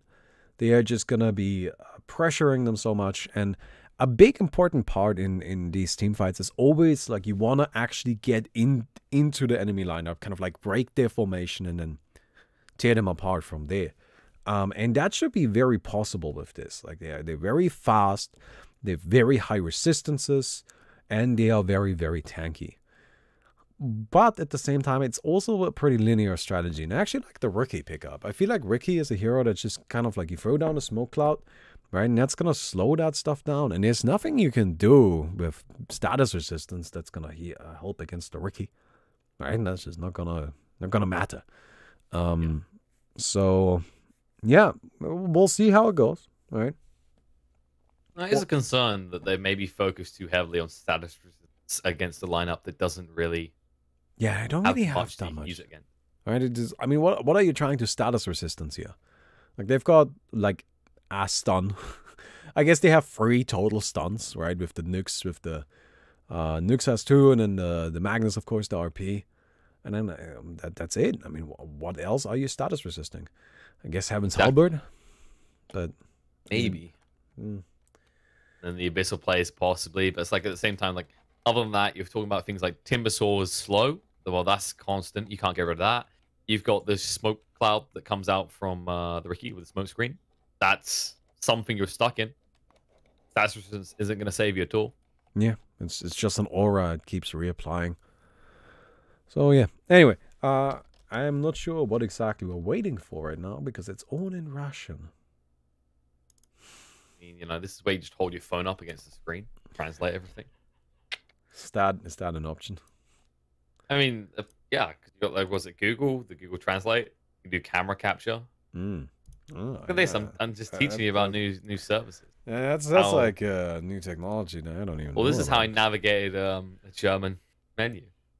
Admittedly, it didn't just translate very well, but like ton of German restaurants have. Yeah, but they were giving me weird looks when I'd done that. Like when like they just make you feel awkward. Like, fine, I guess I'll just try and figure it out from the pictures. Hey, that's how you gotta do it sometimes. I mean, just gotta take a risk. I mean, you got any allergies? Well, not as far as I know. Oh, well, then stop being such a whiny baby and just pick something. God damn it. Like, honestly, all I need to know is, hey, does this restaurant... Oh, it's German. Oh, there's sausage everywhere. I don't care. It doesn't matter. We'll just order something. It will come in with some form of pig. You guys love your pig. There's a lot of sausage in Germany. This is true. I remember when I went across for the first time, I was like, is there anything beef-based? I got a weird look from everyone at the table. You gotta go get a doner. That's what you gotta do. Yeah, just get dollars. That's what I learned very quickly. Gotta get those. Those are beef based. I don't know what we're waiting for. Let me go and see if we can maybe figure that out. The Donna's beef based? They're meant to be cheap. What? Döner is made by Turkish people. Turkish people usually don't eat pig. No, they don't eat pig, but it's not beef, it's lamb. I think it's beef, but I'm not entirely sure. They do also do chicken ones, although those aren't as nice. Yes. Anyway. Kofka or whatever. It's called Kofka. Anyway, we are starting. It's time to go. All right. Potentially. But they can't get out of their base. What's happening, Bobby? It's impossible. Look at them go. Yes, it's broken. I'm sorry. Michael Jackson tributes right here. Potentially the last game of the day. Or let's see if not yet dead can maybe lead to... Oh, I like that. Look at that. They charged up that Oracle Fortune's End. Damage, Purification coming out. Eckler getting pretty low. The Shadow Razor's bringing him down. Now chasing through the Aphotic Shield will pop and kill him off. Meanwhile, Shadow Theme being pursued. Ricky with the big cleave, extra damage. Room again. They still haven't actually got rid of Eckler yet. Anti's trying. He'll finally get him, but instead, Shadowfield on the side will go down in response. Purification's there. Oracle in trouble. One more hit will do it, and Anti can get it. Peacemaker moving across. They go for Mr. Random next. Very fires up. Aphotic Shield's on him, though. Bashes affecting on Nikoshino. He has no stun for 10 seconds. Trying to cut him out, but Peacemaker getting a little bit too low. One more hit. Oh, the mischance. Mr. Random. Can't get it. RNG works against him. Nyx will finally go down. The Corey has joined in as well. They've resorted to the subs. They're like, okay, guys, we need to bring in the reserves. That would have been a tragedy if they had lost that Korea. That would have been just awful for them. All right. And now Ricky. One man with a dream. Supreme will just go and hide in the corner. Just tick out eventually. This is like one of those awkward moments like, so, you come here often? Well, the invisibility is just kind of a little bit annoying. Ricky tends to hide a lot. Well, we'll see how this works out. Supreme is just gonna start farming over here. Just starts on these creep camps. Ricky is actually pretty scary carry. Like, honestly, that tricks off the trades kind of slices through people a little bit. It's also, you're talking about multiplier based on a stat in a game mode where you can just keep upgrading items, get ridiculous amounts of agility. Yeah, no, the cloak and dagger is just a ton of damage. Ricky is just a really powerful hero. I mean, honestly, whenever I play OAA, you know, like we have the same kind of like random banning phase that you have in regular all pick in Dota, right? And I always, without exception, nominate Ricky for banning because I just don't want to play against that shit. That was really annoying and really scary. So we'll see how this works out. Ricky does need a little bit of farm though, and you can see that they are actually, except for the part where they're running into the enemy base again, they're playing a little bit more defensively here. Yeah, Larino, funnily enough, nominated him for tribute to die there as he did get the kill. And it was solo as well. Disrupts the farm a little bit. I can imagine how strong this hero could be, so it's not wrong that they're applying that much attention to the Ricky. Yeah. We'll find a kill to Eckler in the meantime, though. Yeah, but Eckler was already, pretty happy with how much farm he got right there. I feel like that's something where he's okay with getting caught. You know, it's not really that big of a deal. He's just gonna go ahead and start grinding up these creeps down here as well.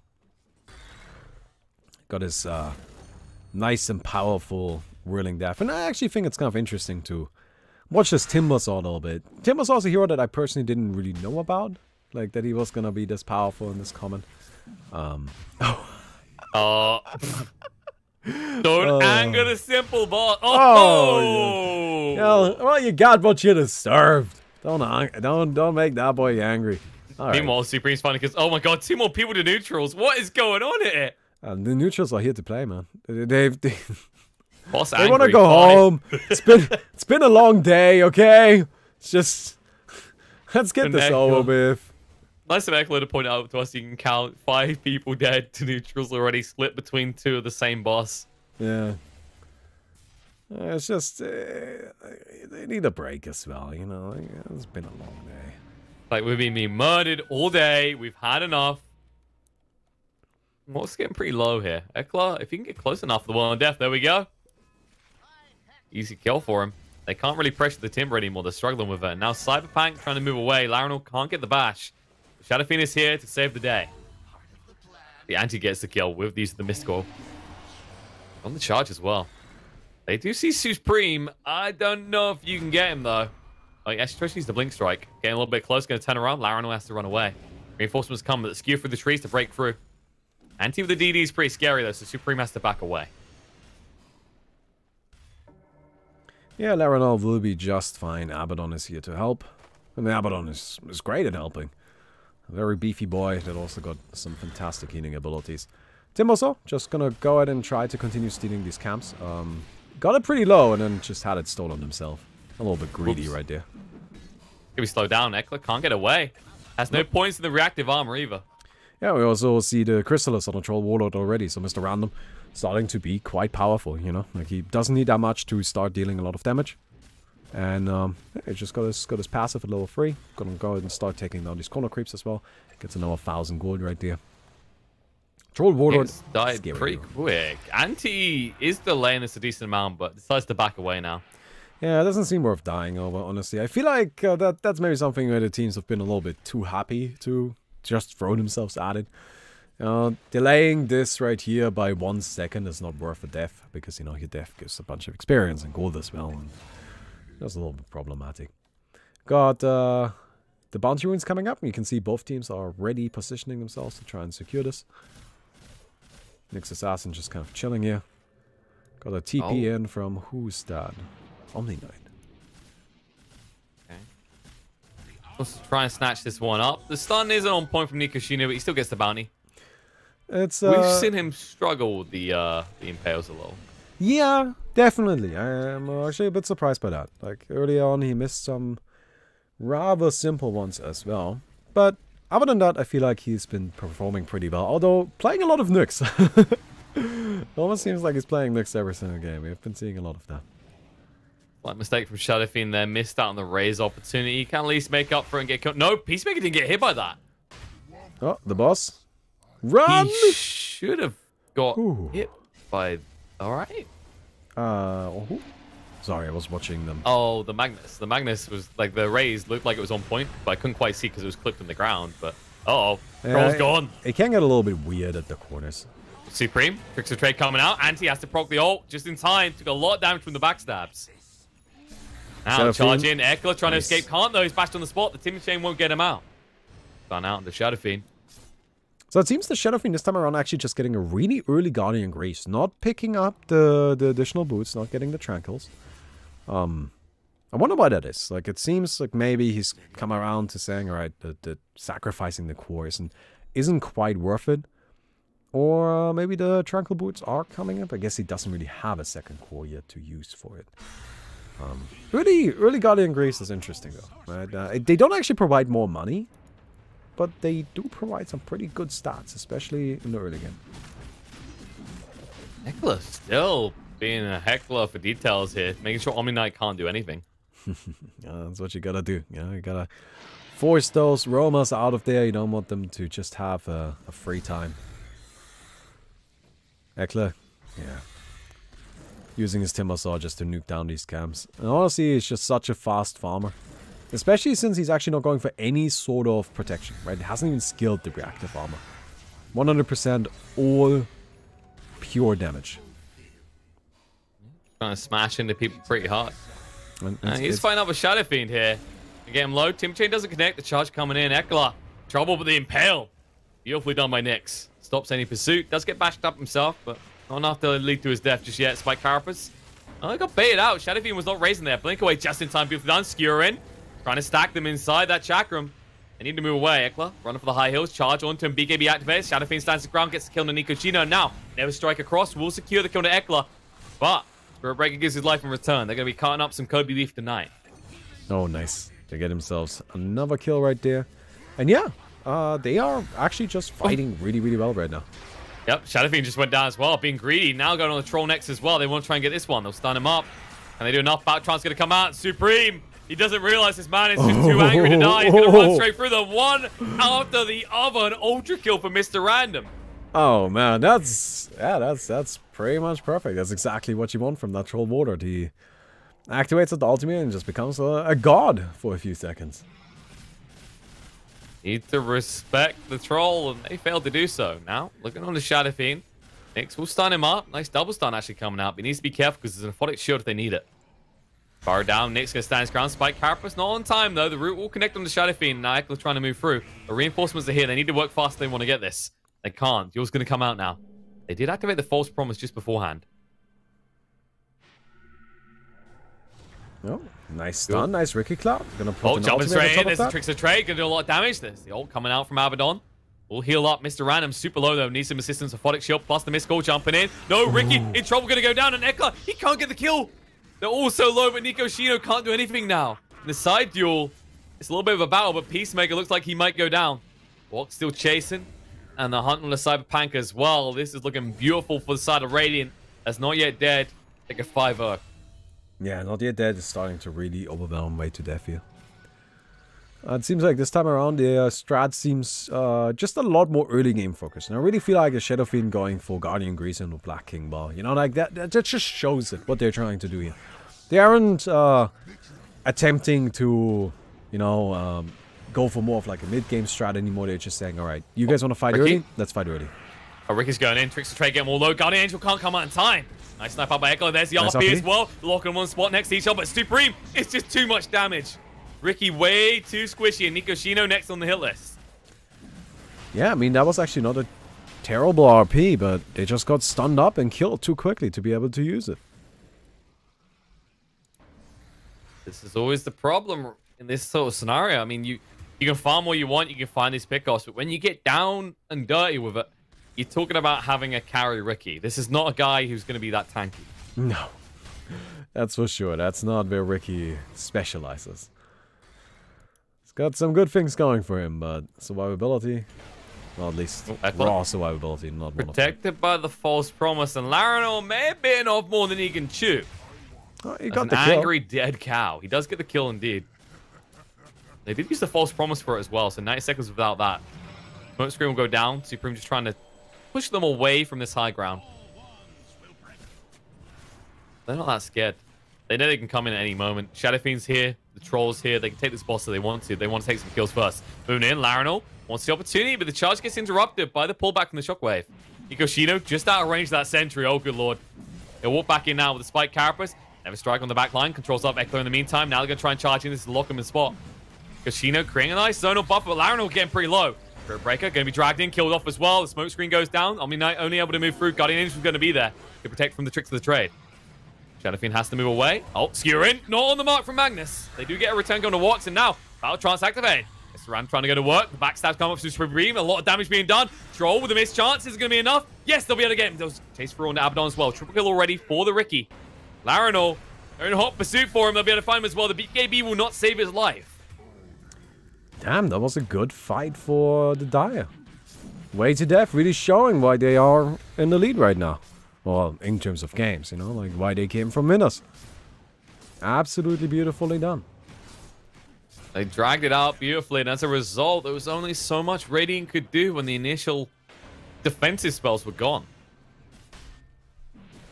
I want to take this boss. I think it looks like Way to Death might just let them. Have they got RP, they've got Tricks of Trade. I don't think they have to let this happen. They can go for it. They should go for this. I don't think they should just sacrifice or like give up on this boss. They're running. Actually, you know what? They've got the RP. No, they've got the Tricks of the Trade. They've got everything. Yeah, the false promise is off cooldown in 3 seconds. Oh yeah, look at that. Before Like that was the second one thing where I would have said, okay, if you don't have false promise, maybe, but no, go for it. Absolutely, don't let this happen. If you just let this happen, that's just giving them a free core, and you can't afford to do that. Well, you cannot afford to give them a free core. If you lose the fight, that's fine, but you think you should at least take it. And I You think can definitely, especially considering last fight they used the Guardian Angel and the Battle Trance. You know Yeah. this information was clearly in front of you. I mean, the biggest ultimate that's really available right now is that Abaddon. And Abaddon ultimate is good, don't get me wrong, but it's not going to keep the team alive forever. Alright, they're coming in. Spirit Breaker, trying to disrupt things. Nix wants to go in. BKB activated though. Spike Carapace won't be enough. False promise there. Now trying to go in. RP on the side with the tricks of the trade. Mr. Random trying to stay alive. Will go down. And now in the main fight. Spike Carapace just in time before he does die. Now Ricky arriving. Needs to fight up against this. But no, the missed chance isn't there. They did not fight that correctly. Yeah, they were too split up there. I think a big part of the reason why that went so well for Not Yet Dead is really Larinal. You know, you gotta give credit where credit is due. That Spur Breaker came in beautifully, shut down who needed to be shut down, and made sure they win that fight. You're looking really nice and powerful now. It's just, I think it's kind of a preview, right? Is if you can actually disjoint these fights, Radiant have individually stronger heroes, but if Dire can force a clustered 5-man engagement, the combo will just eviscerate the entirety of Not Yet Dead. Yeah, the combo potential is just absurd. Achieving it, however, a lot harder. That's always the problem, you know. You gotta try and make the dream happen, but you gotta work for it, right? Troll War. 5-man Dagon's amazing, but you have to get it to work. Yeah, the problem. So one of the big nice things about or like I don't know, like Valtrons? No, sorry. Can I? Thank you. Sorry. Oh, okay. No, one of the nice things for the Dire here is that a lot of carries and a lot of heroes in this mode kind of strongly rely on the level 25, like as a big burst of power. Troll Warlord doesn't. Which means while that results in Troll Warlord kind of being like generally more powerful in the early game, he also doesn't really get that massive spike of power that a lot of heroes do. And so, since the game is now getting to the stage where those level 25s and those big high-level talents and abilities are starting to come online, that is something that Way to Death will definitely benefit from, and it will be good for them. Right? I think Ricky is a prime example for that. Ricky is a hero that gets a big benefit at level 25. You know, like both of those, well, actually, the tricks of the trade AoE talent, not the 20 agility. But the tricks of the trade AoE talent is a great talent, very dangerous. Right, it helps a lot. Well, would definitely have helped in that fight. Even the GA active, they could have actually kept him in the zone. Now just trying to take control of the capture point, going to drag them in. RP, nice. There it is, big. Will wipe the entirety of the Dire side, or Raiden side rather. The question is just, can they hold this for long enough? Ricky gonna go ahead and see if he can farm up something in the meantime. Also picking up an Aghanim's, so really trying to make sure that he gets the most value out of the tricks of the trade he can. Cyberpunk gone. Mr. Random doesn't want to let this be. Oh, that ultimate! The big has already been used. Never Strike is good. Going to chase on through. They're looking for more. Ricky's pretty low. Trying to move away. We'll be able to get our way. Goes straight back in, though. He wants to fight. His tricks of the trade off cooldown. Mr. Random needs to move out of it. Refuses to do so. Nico Shida just staying borrowed here the whole time. Supreme needs to blink away. Nice stuns coming out. There's the play from Ekla. Gets killed the Omni Knight. Now they get to kill the Nyx in response. They get him off the zone. Ekla with the BKB trying to run in, but they crit a little bit too hard. And Supreme will snipe out killing the Larinal, but will give his life in return. And make that another kill as they get Cyberpunk as well. Yeah, I don't know if they'll come back and continue fighting this. They definitely have the time for it. But it seems like it might be the better idea to just make sure they get their own capture point. Which, by the way, has just been laying barren over here. Like, nobody has taken this. And yeah, they're gonna just go ahead and make sure they secure that one at least. Maybe could have done that a little bit quicker, but that's alright. But yeah. Level 25 is going to be a big point. Shadow Fiend, of course, we've talked about this many times before, but minus 15 presence aura is just fantastic. Likely we'll see the Empower coming out from the Magnus, just due to that stats resistance build on the side of Not Yet Dead.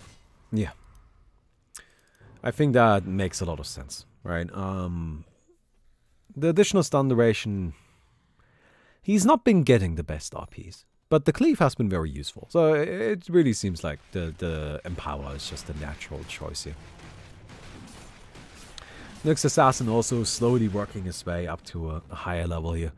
You know, yeah, it doesn't really have that much. Which, by the way, I think actually is something that I only really realized earlier. But I think actually the Burrow with the Oracle ultimate is kind of a fun combo.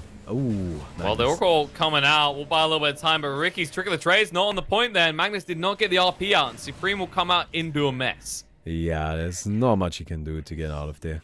I mean, honestly, maybe should have cancelled the ultimate a bit earlier, try and jump to somebody. Rough one. Requirements for the side of Weighted Death to win this. It's not easy. Yeah, maybe we can talk about this Ricky super late game and how you can just kill everyone with the backstabs instantly.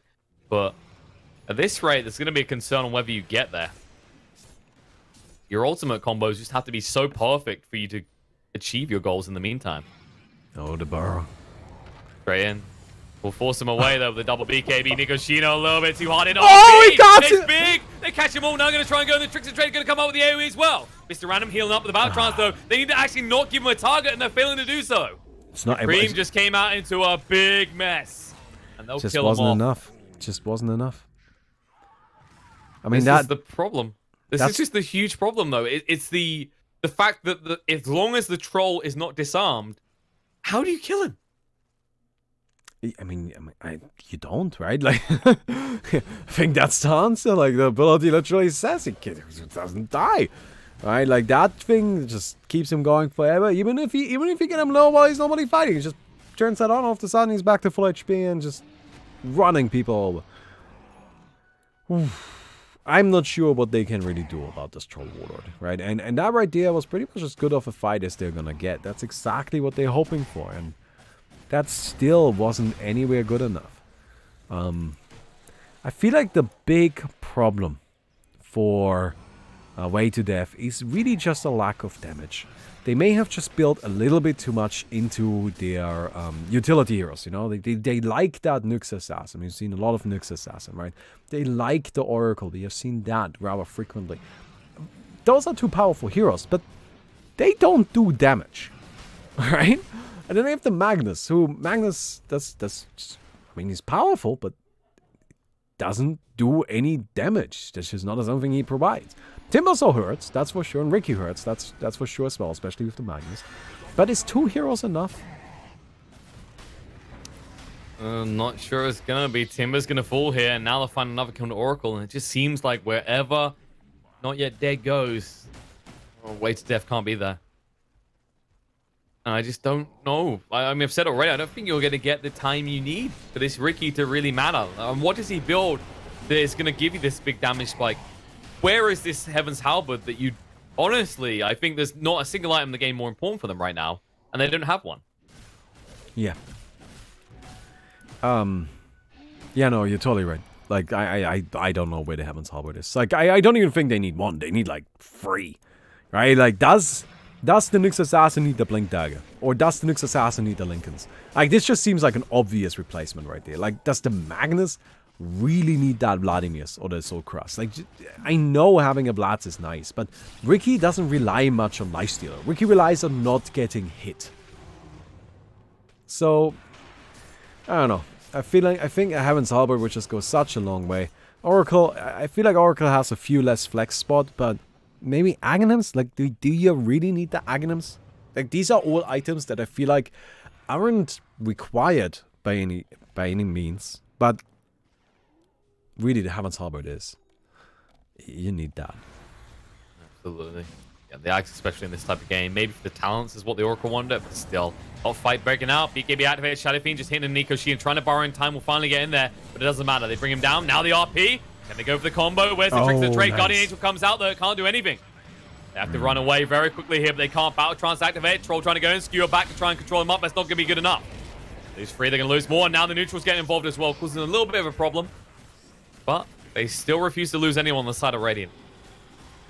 Instead, they'll take the boss outside of his area. I mean, they're pretty damn powerful. They've got Troll, they've got Shadow Fiend. Both those heroes are fantastic at taking down bosses.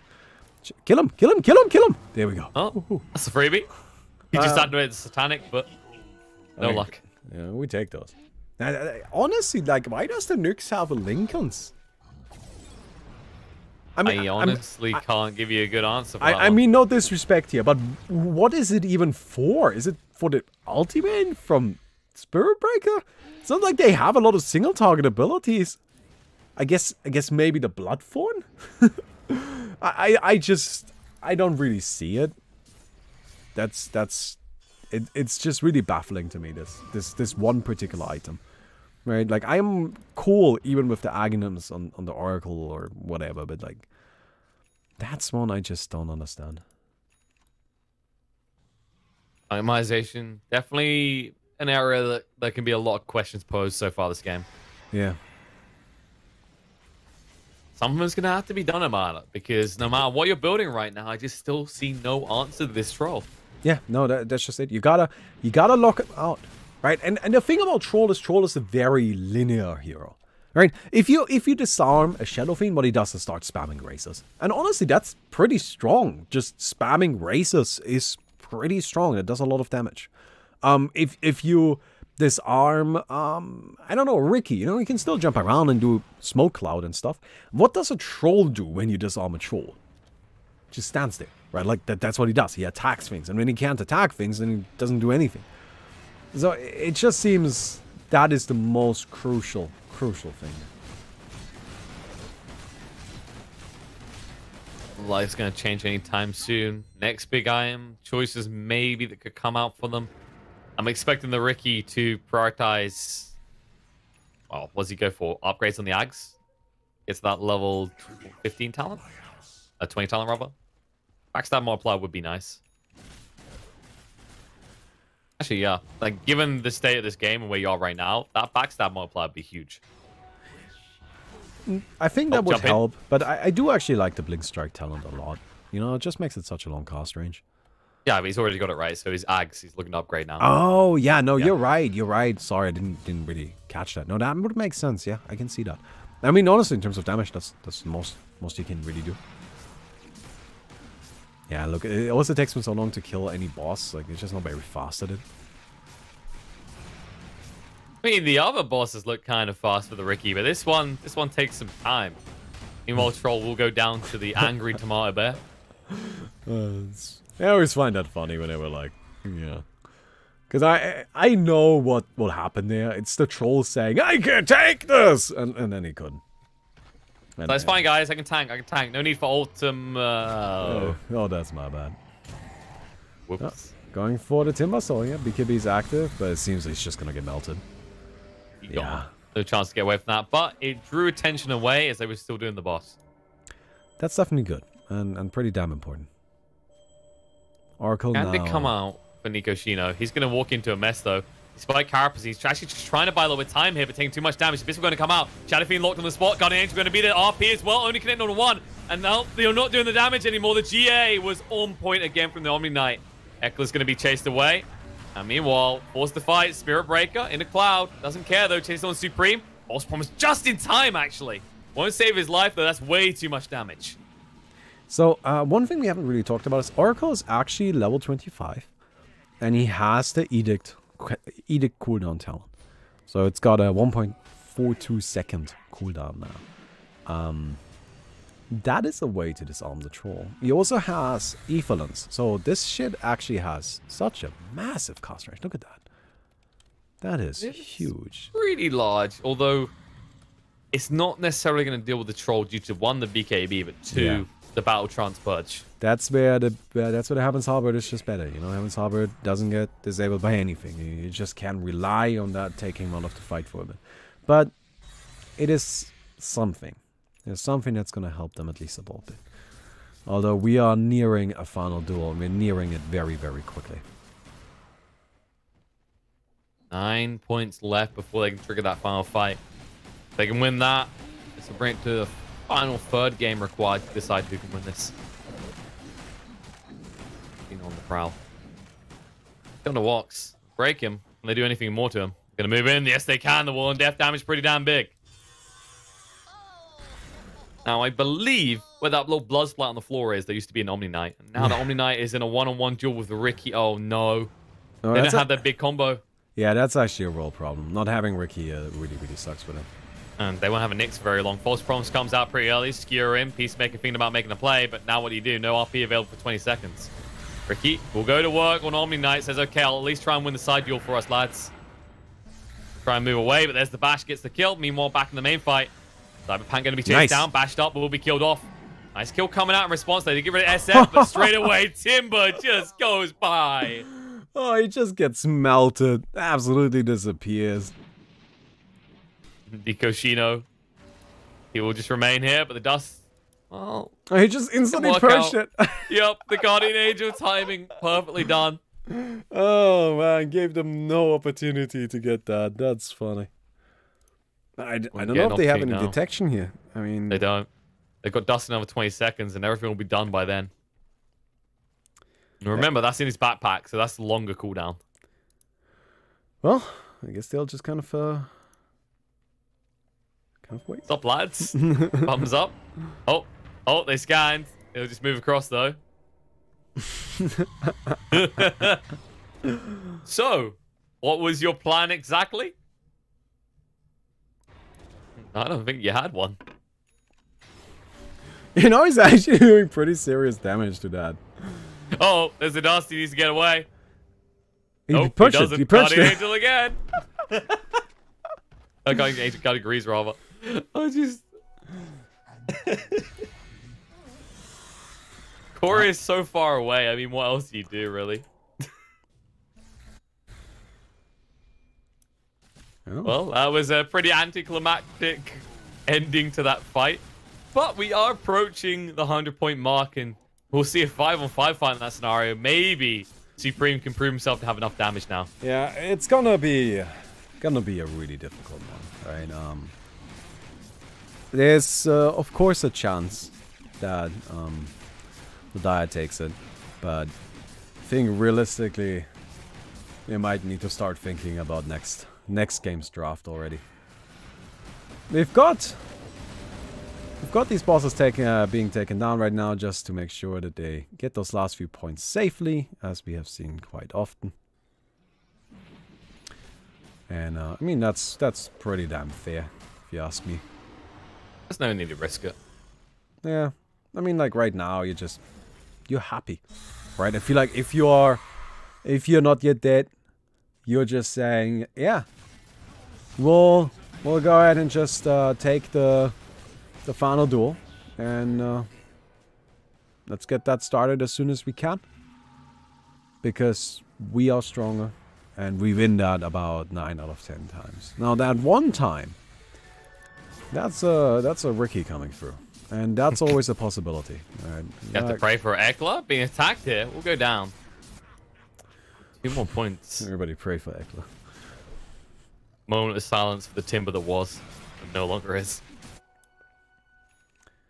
Alright, that's right here is a tier 5. If they just take this, yeah, this seems like the best choice. Yeah, they'll be able to pop that. So the real big focus actually in that final duel for the side of Way to Death. The only way I see them staying in this right now is if they snipe the Omni Knight straight away. They have to find him, because if he gets the Guardian Angel off, you're screwed. Alternatively, if he doesn't get the Necronomicon off, you nix. You can maybe buy some time. Yeah, I feel like if you are the Omni Knight here, I would also personally have just gotten an Agnes in my backpack, so I can enter the duel. Yeah, there we go. He starts with a big Guardian Angel, but you just want to throw that out immediately, so there's not even a risk of anything going wrong. Nyx in trouble. Nyx is tanky though. Spot. Yeah, Force Promise comes out. They're trying to buy enough tension here. Guardian Angel there, though. Magnus can't get an RP out. Trickster Trade's being used, but you don't do any damage now. Gonna try and jump in. Nice. Trying to do enough, but no. Not gonna be good enough. They lost 2 already. Guns all down on Cyberpunk. Gonna push down the low ground. Ekla just melting so quickly, and Supreme is gone. Yeah, that's looks like this is gonna require a 3rd game.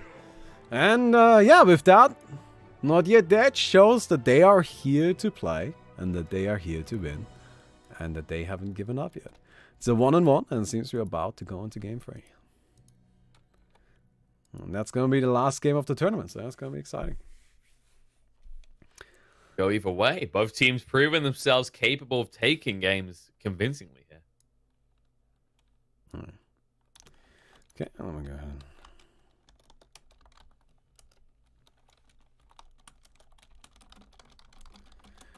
Take the opportunity to actually reform my board.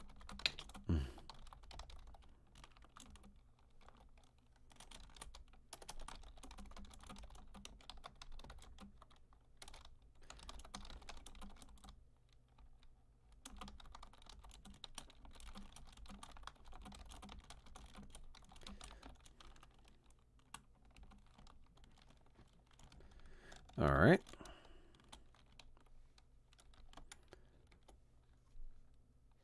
Let me just go ahead and do just a few of these. Hello, what's up? We'll do one last game, then I'll have dinner. Like, Do you want me to bring you something small for now so you can eat? just a little bit would be nice, actually, yeah. Okay, so let's see when the next game is gonna be ready to go.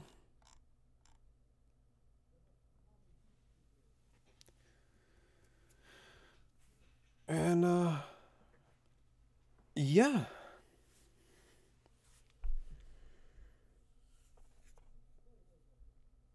Rolling on in for the grand final. Yeah, this is gonna be, that's gonna be exciting. Like, honestly, the games have been good, and, we'll see who ends up pulling on.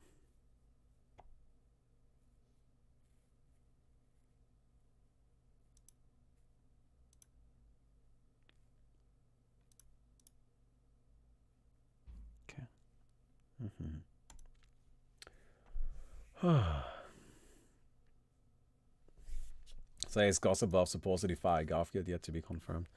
From what I understand, it's pretty common for Garfield to just move on from projects after doing the initial stuff. Either that or they fired him, which I think is totally reasonable. Cause like, I don't know what's up with that guy. Hello. Thank you. What's that? Oh, and what is it?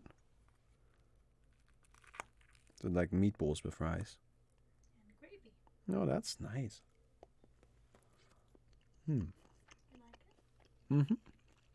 I think it's nice. Very good. Thank you. Can you actually fill up my water bottle, please? Sure. Thank you. All right.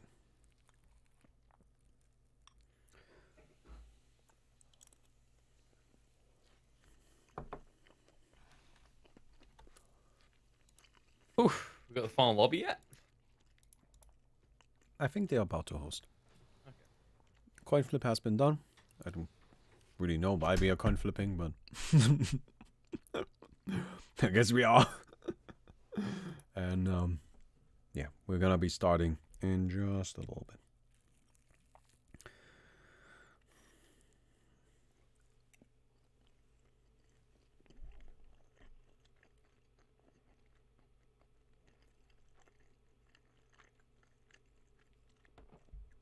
Sadismo, that is not how you spell pigeon. But that was an admirable attempt. Bitchin'.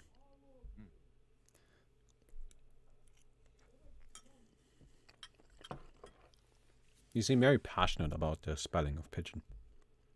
I do. Because admittedly, when people are trying to find you, they email killer pigeon with a D, they're going to get the wrong guy.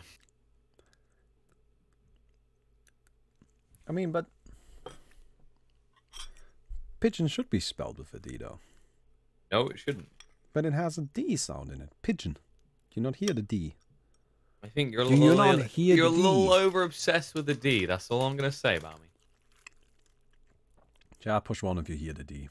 There's very clearly a D in pigeon. I'm just saying. I'm just saying. Look, Bammy. Don't know how to say this, right? It's English, all right? My language. We have some weird words. We accept that. Yeah, your shit Telling me makes no German sense. doesn't have weird words? No. Our pronunciation is incredibly consistent. Really? Yeah. Everything in German is written and pronounced phonetically. So, as like whenever I read a word for the first time, I will immediately know how to pronounce it because all of the letters are always pronounced the exact same way. Look, all I'm saying, if you want to fight for pigeon to be spelled that way, okay. But you got to be just as passionate about knife being pronounced knife. Oh, yeah. For the longest time, I pronounced sword, because that's how you fucking write that shit.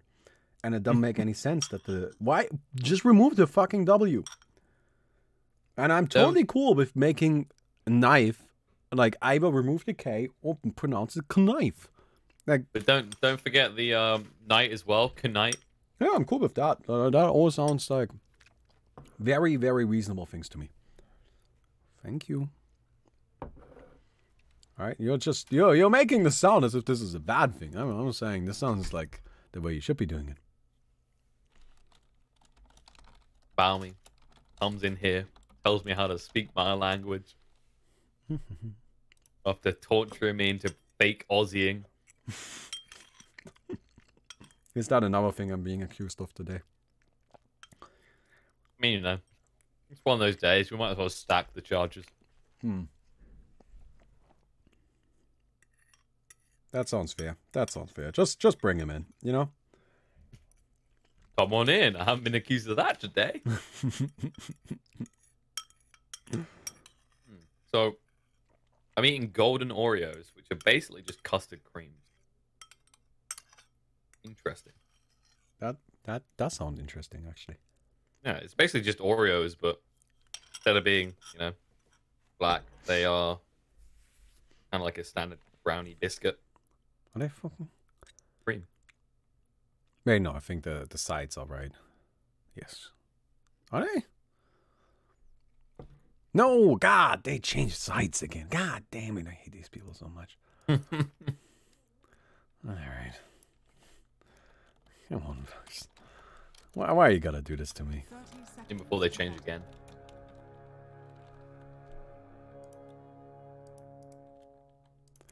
All right. There we go. We fixed it. All right, and with that, we go into the last match of today. It's been a long 7.5 hours. Is that all? Those are rookie numbers. You got help in the 12, the 14 hours, the 12. Hey, I don't stream that long. I stream for like 3 hours a day. Rookie numbers. Come on, Bammy. I am actually genuinely the world's like laziest streamer. I stream so little, honestly. But that's okay. That's okay. Because I got a job. I'm allowed to do that. So we got Omni Knight and Wraith King. And Kunkka. And yeah, I mean, like, really the big question is lifesteal. Okay, cool. So that's one. So what about the troll, right? Like, I think that's the important question here. And was the troll even the problem? What would you say was like? I mean, you can have it, right? You can let it through. You just actually have to counter it. That was the big problem. It came out. What was it, third pick for? Yeah, they picked it third, and then there was no counter. Yeah, no, I definitely agree with you there. Troll is a hero that is very counterable, and there wasn't really anything there. All right, Shadow Fiend is a hero like, well, but I mean, imagine we're gonna see a first phase Shadow Fiend again. He's been so popular, he's been so powerful, right? I feel like in that last game again, Shadow Fiend is a hero that enables your physical carries to just be absolutely nutty, and yeah. We've got the Lifestealer being banned out. That's perfectly reasonable. We've got the Scarf Mage being banned out. You know, just both teams kind of taking away the heroes that have been extremely successful. And yeah, got the Spur Breaker first pick, Shadow Fiend in return. All right, so far it's looking like pretty much what you could expect. Right, like I feel like we can now expect to probably see something along the lines of an Oracle. What was the other hero we've seen so much of? Drow. No, I'm not thinking Drow. Ogre. Also another one we saw a decent amount of. Yeah, Ogre. Ogre is definitely popular. Bane, decent. You're just listing heroes now. It is the Abaddon boy. What? Okay, no. That's going to back me up. Those heroes have featured two. They have been featured. Today. No, I'm thinking somebody. Oh, there's the Lone Druid again. I'm excited for that. No, I'm just. Lone Druid. There you go. I'm just fucking. I'm impossible to figure out what the hell's going on right now. Guys, ow! Get this top tier analysis. They are gonna pick a hero. I doubt it. On this screen. No way. It sounds like propaganda and lies. I'll tell you what. How about this for a deal? I will bet you Strategies prize pool winning. But I already stole those. You can't bet. I understand. Makes sense. Damn. Damn. Just stacking the evidence. This is just too easy. Damn, outplayed, man. Outplayed, boys. All right. Oh, Bane coming out. I don't know what hero I'm thinking of. This is bothering me right now. You know? I was thinking of like a specific hero, and it's just not. I've looked at the entire hero pool and it's still not popping up. I should just let it go. I'll just let it go. But anyway, the Lion being banned out as well. That's cool. What do you do against Lone Druid? Like, how do you best deal with Lone Druid? Like, that's something I wonder. You know, a hero that we haven't seen much of that I think is actually pretty damn powerful is actually Sniper. I'm surprised we haven't really seen much Sniper. So, one of the big problems with what do we do to deal with Lone Druid is in standard games of Dota, you try and actually take something that can ramp pressure and actually live in lane against. Problem is, this game mode's kind of out of whack, you know? It's a bit like I've just snorted cocaine and injected crack heroin at the same time, and thus any hopes of slowing down a Lone Druid's farm is a lot harder to achieve. Yeah, that's probably not going to happen. You got to figure out how to beat him. You can't just slow him down. So, yeah, I'm not sure what the right call is here. Like, what would slow down this Lone Druid? Like, how do you disable the bear best? I mean, what does the bear do? Bear attacks, right? So, actually, I would like the Oracle. You know, like, bear doesn't have magic immunity. You just put the W on the bear. Yeah, but bear eventually gets magic. Yeah, but that takes a while, right? Like, you want to, like, kind of the slowing down in slowing down farm in OAA is kind of delaying those power spikes as much as you can so you can win before they come online. I don't know, that seems like a possibility. There's a bunch of really strong heroes that we haven't seen too much of that I would be interested in seeing. Like, but like, for example, Viper is somebody I think is very strong. Although we did see a Viper in a game earlier, I believe. Yeah. If I was in a standard game of Dota right now and I saw that Lone Druid pick, I'd pick him. That'd be pretty good. Who? Mars. Mars. Yeah, sadly you can't here. I wanted Mars. Everybody else was like, oh, he isn't balanced. This hero's OP. Oh, really? Like, you know, because you haven't got other things OP in here. It's not like we've been seeing constant spamming of Lifestealer. I'm all in favor of Mars, but no Mars for us, not today. I wonder about Underlord. Like, Underlord reducing so much damage from both the bear Lone Druid, but at the same time, you're picking an Underlord. Even in this game mode, you're picking an Underlord. What does he do? He farms. Farms up, guys. He does have some benefits. Like, you can actually do quite a bit with just W repeatedly trapping people and such. But yeah, Underlord is not a very popular hero at the moment. Actually, maybe this game mode is his redemption, because now he gets permanent damage boosts when he kills people. Oh, that's true. I haven't actually thought about that. That would make him deal a lot of damage rather quickly. And especially since he's also a hero that wants to fight a lot early on. This, however, is pretty good. Going for the Shadow Demon, you now have the Purge. Yeah, that's pretty damn powerful. Also, just all around nice tools coming out. You know, you can use Shadow Demon for so many things. Something I really like about Shadow Demon is just how neutral of a pick he is. Like, he just kind of deals with things really nicely. Is this the first time we have seen Shadow Demon actually picked today? I know that he's been banned a lot, but I don't know if we have actually seen him picked. What, the Shadow Demon? Yeah, we've seen him at least once before, I think. Pretty sure. Ogre Magic coming out. That's another thick boy, just somebody to just jump on people with early. You know what I would like to see in return? I would like to see the Bounty Hunter. Because like Ogre Magic comes in and is like, all right, I want to fight. And Bounty Hunter is like, oh, do you? He just goes ahead and steals all of his pocket money. The Bounty was popular with Wallach on one of the other teams earlier today. Don't think either of these teams have ran it, though. And you did say yourself, Russia does like to keep to Russia's self. That's true. They like to play in their own in-house games a lot. That's just kind of like how they practice. These two teams practice against each other a ton. You know how I brought up earlier how like Max has the 4th most games? Laranol actually, I believe, has the 3rd most games. Ooh. Or is it the 2nd? And then I think actually I think Peacemaker, I'm not sure if that's accurate, but I think somebody on the other team actually has the 2nd most games. And the player that has the most games isn't actually in the tournament, but you know. Proving that, you know, Playing the most games doesn't win you anything. Yeah, you know. But that still shows that they practice a ton. Razor coming out, so that's interesting. We haven't seen any Razors today. I wonder what the Razor's gonna do.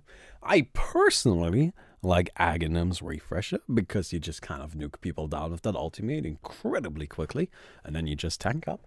But it might just be like a hero for the early game, right? You just kind of like use the static. No, it's not called static link. What is it called? The link thing. Static link. Oh, it is called static link. All right. So You know, you can like click on these hero portraits. You get that info as well. yeah, but it requires. Can you? That requires effort. Yeah, you need to click on it in the bottom area. There you go. Oh, okay. Yeah, I was clicking on the one. Yeah, it's like you immediately like just click on those portraits. Like, wait, why does it not work? Okay. That's what I thought. It didn't work because we were spectating. All right, so yeah, static link. I mean, that's just an ability that like lets you steal a ton of damage in the early game. You know, like especially if you want to brawl a lot. Very powerful. I love the ancient apparition. I love him. Right? I love what Way to Death has here as a team. All right, you've got the Spur Breaker to break in. They've got the Ogre Magi and the Razor to brawl early. And then later, the Razor is just going to kind of like take a carry out of the fight a little bit, as well as just reduce armor, weaken people, just generally be a nuisance. You've got the Ancient Apparition to just do massive, powerful effects. They will stun people, slow people, and then stop their healing, which is something that the Abaddon wants to do. And then they've got the Lone Druid. And the Lone Druid is there to be the carry and cut through everything, which is going to synergize incredibly well, because the Lone Druid is someone that can be all the way in the back while the team is brawling in the front and just send in the bear and play it safe. On the other side, Brewmaster is an interesting choice. So Brewmaster, of course, one of the few carries they could have picked that probably isn't affected very much by the Ancient Apparition, because, you know, you used to split. Although there are actually a lot of people that like to play Brewmaster purely as a right-click carry and not really even go for the split very much at all. Oh, it's going to be interesting to see. I mean, you've got a little bit of interesting animal abuse. Bear versus panda here. It's also, if you do go for the splits, you can get rid of the Lone Druid's bear. So you can, like, this is the beautiful thing. This is why Brewmaster has been so popular recently, is just the ability to remove someone from the fight unless they have BKB. Yeah, it's just throw him up in the air. It's definitely quite handy. Oh, Abaddon managed to sneak out of there. Don't worry, he'll be teleported right back in. Reported for cheating. Reported. Just gets kicked out of the game immediately. And now what will happen is Not Yet Dead will win. Then they will have the prize pool taken away from them. See? There we go. All right, moving in right now. Nice clap. Look at that. 4 heroes. Oh, easy clap, in fact. Now they're going on the Shadow thing, and we'll try and get rid of him because they know the Shadow Razor is the big problem. They're going to split him up from the team, but Eckler's been split up as well. And they run quick enough. They thought it shield should pop and kill him, or just close to. Oh, I don't like seeing that. Oh, that's enough. Oh, no. No, they thought it shield wasn't close enough. They'll get him, though. You know, whenever you have 3 heroes just running behind one enemy like that never feels good. Especially if your allies are dying in the meantime. Double stun as well. Pretty nice. I thought it should keep Larinol alive because he's the biggest source of damage with the poison stacks. They've almost got rid of the Ogre. He does have a lot of natural regen. Did get some tangos as well. Walks is going to just sidestep. That's Ignite coming out. We'll slow down the 2 of them. Who do you want to go on, though? Move forward. Larinol trying. Teasing. And they found that most pleasing. They'll get the kill. They'll chase down Cyberpunk next. Could be 2 so far, but they still haven't got the kill. And Pale misses. And in the meantime, Anti goes down.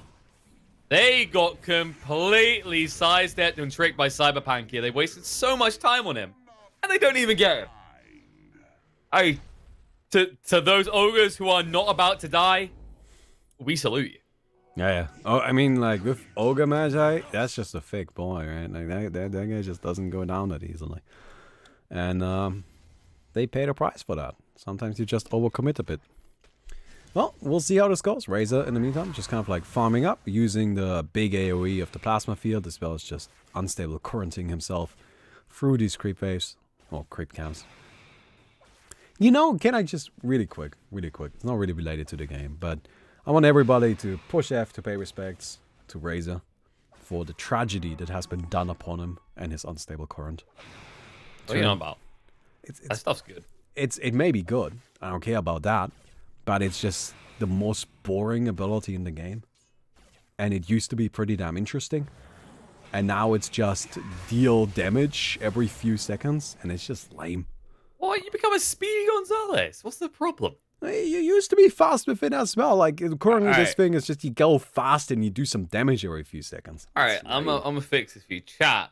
Press F in respect of Razor being dead as race car, because every IG hero is race car now. Doesn't matter who they are. This unstable currents bonus speed doesn't matter. Non-existent, pathetic, ridiculous, especially when you consider how stupidly terrible his base movement speed is. This is an old man with a Zimmer frame walking down the road trying not to get ran over by the speed cars that is Ursa Bear and goddamn Chaos Knight. How bad do you feel if you're a Razor mainer right now? I mean, you should probably feel bad because you main Razor, but Yeah, I mean, like that's a pretty hard fade, really. not as bad as the Nixes have felt today. I don't know what's up with these Nixes today. You know, they can't seem to really like hit that Oh, shit. and Razor. Uh-oh. He's gonna have it pop one, and Oh, goodbye. Oh man, should have activated his potion. I think he could have lived that one. It's just level 1 of the shadow poison. Doesn't do that much damage. Tell that to the dead Razor. Well, yeah, but he was like, you know, like 100 HP. I mean, it's gonna do that much damage. Yeah. Well, I'd be feeling pretty violated about now. Just casually having people walk in. Even when they miss their stuns, they still murder me. At least you got a kill in response. Yeah, I've got Ekla kind of trying to brawl it out a bit with anti. And just going back and forth a bit. Just saying how you doing. Good to meet ya. And they'll meet Shadow Fiends. Uh-oh. You know, I really like how they're using the Lone Druid to secure these bounty wounds. Because you just savage roar them away at the... You know, when the timing is about to come up. And there's not really much this Abaddon or really anybody can do about it. Yeah, it's almost like Lone Druid is an insane hero when you consider the fact that the bear is considered a hero and thus can pick stuff up. Why? Think about this, right? Why is Lone Druid not the perfect hero in any scenario? He has a bear that is a courier. It is another hero for picking things up. He can go from 6 to 12 slots. Like, what more do you want out of a hero? Kills, apparently, because he just found one for Larinal. I mean, he got one right there. Larinal is really a little bit optimistic if it comes to his damage output. Yeah. He killed Razor, you know? I mean, it's got to be enough, right? Yeah, but the Razor didn't need to die. The Razor just let himself get killed for some reason. Supreme definitely could have survived that if he just used his potion. No, Raises like... his arms and says, take me. Uh-oh. They're going to take Ekla. They got the I Impale. just resummoned the bear. So that slows him down a little bit. No bear for next 30 seconds here. Which, in OAA terms, is like normal cooldown. Because you're missing out on a lot of gods. See, look, there, I got you covered. This is sped up Dota. This is like... Yeah, I mean, what would be the perfect song? Would it be Run in the 90s? I think Run in the 90s would be the perfect way yeah, to it'll be sum like, OAA up. you know, we do some gas, that kind of stuff. Go Yes. fast here. Well, we overlap them. Because everyone knows We if you play take them at all the of- same time. If you take all of Initial D songs and like overlap them, you get the initiation song for the Illuminati. Oh, I didn't know that. Well, that's good to know. It's like the Nickelback conspiracy theory for like the demonic songs, but it's better because you're not listening to Nickelback. What's the Nickelback theory? I don't even know that one. Oh, it's like this satanic messaging thing when you play it backwards. Oh, okay. Someone actually went to the effort of listening to Nickelback enough to find that. I just... No words. Hey, I mean, sometimes you just got a theory and you gotta figure out if it's true. What was it? There's the whole... There's a crazy ones where people go through Disney movies and find all like kind of satanic messagings and things like that. I think the craziest one I've seen is, you know, the... what were they called? The rescuers. You know, the mouses that go around the world saving people? I think so. Yeah, the Disney movie, right? There's a scene where they're flying through the sea, and there's loads of windows in the background. And one of the pictures in one of the windows is like a topless girl in really low pixelation. In a Disney movie. Not safe for TV, just like the violation of Nico Shino as he does go down. Yeah, that's... Well, you know, sometimes you just gotta hide some things away. Like the Razor has been hiding himself away. You know, I'm actually kind of surprised by this. Like, I really expected the Razor to be all about, you know, fighting, get that early game. You know? Hell no. Use the stat. Hell no. But Supreme doesn't care about that. Supreme isn't interested in that. Supreme is here to get money. Well, Eckler's all about early game. Scaring them all away. Nico Shino's here as well. They are just wasting a lot of Dyer's time right now. Yep. Delaying they might waste more. Delaying that core again. Peacemaker's like, okay, good start. Gonna run straight onto the point now. A few more seconds, lads. You know, I think what the biggest win about this strategy is really the fact that there are 5 Dire heroes currently in the base. Right? That to me, I think, is what makes this actually worth it. It's not delaying the core. I don't think that's worth the deaths. But the fact that you force the entirety of their team to just retreat and be in the base, and just opens up the map so much for you other heroes. And you can see Supreme is now level 11. Holy hell, this Razor is actually going nutty. Yeah, just have a little look. Just go into the net worth and the XP and just take a big look at... Wait, no, I know what you says. Look at this giant graph. That was a terrible Nickelback reference. Kill me now, maybe quicker than you kill an Look at this graph. Look at this huge graph. It's funny how it makes me laugh when a shadow demon goes and feeds. I'm glad that he's not on my team. There we go. All right, I think we can move on now. I've had enough. Yeah. I've been kind of stuck in musical mode because the whole Disney.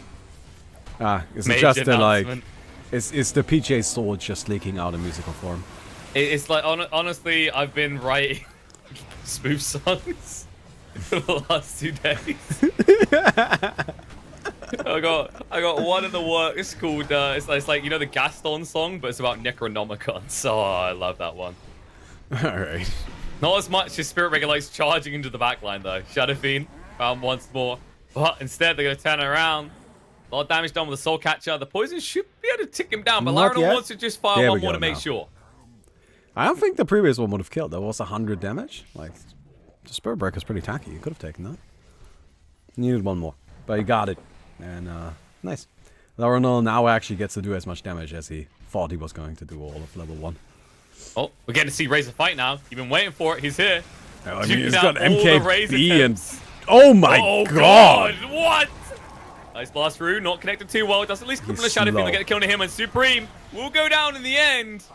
But he made him work for it, and now Mr. Random stunned up on the spot. Has got the split's going to have to throw it out. Anti getting pretty low, trying to run away. Won't freeze up, but they can pursue and finish him off because he's already used that borrowed time. Cyclone up in the air, trying to buy time. Eckler will look to TP out. Bear hanging around. Oh, Urga's not done though. Time to tap on the Shadow Demon's face.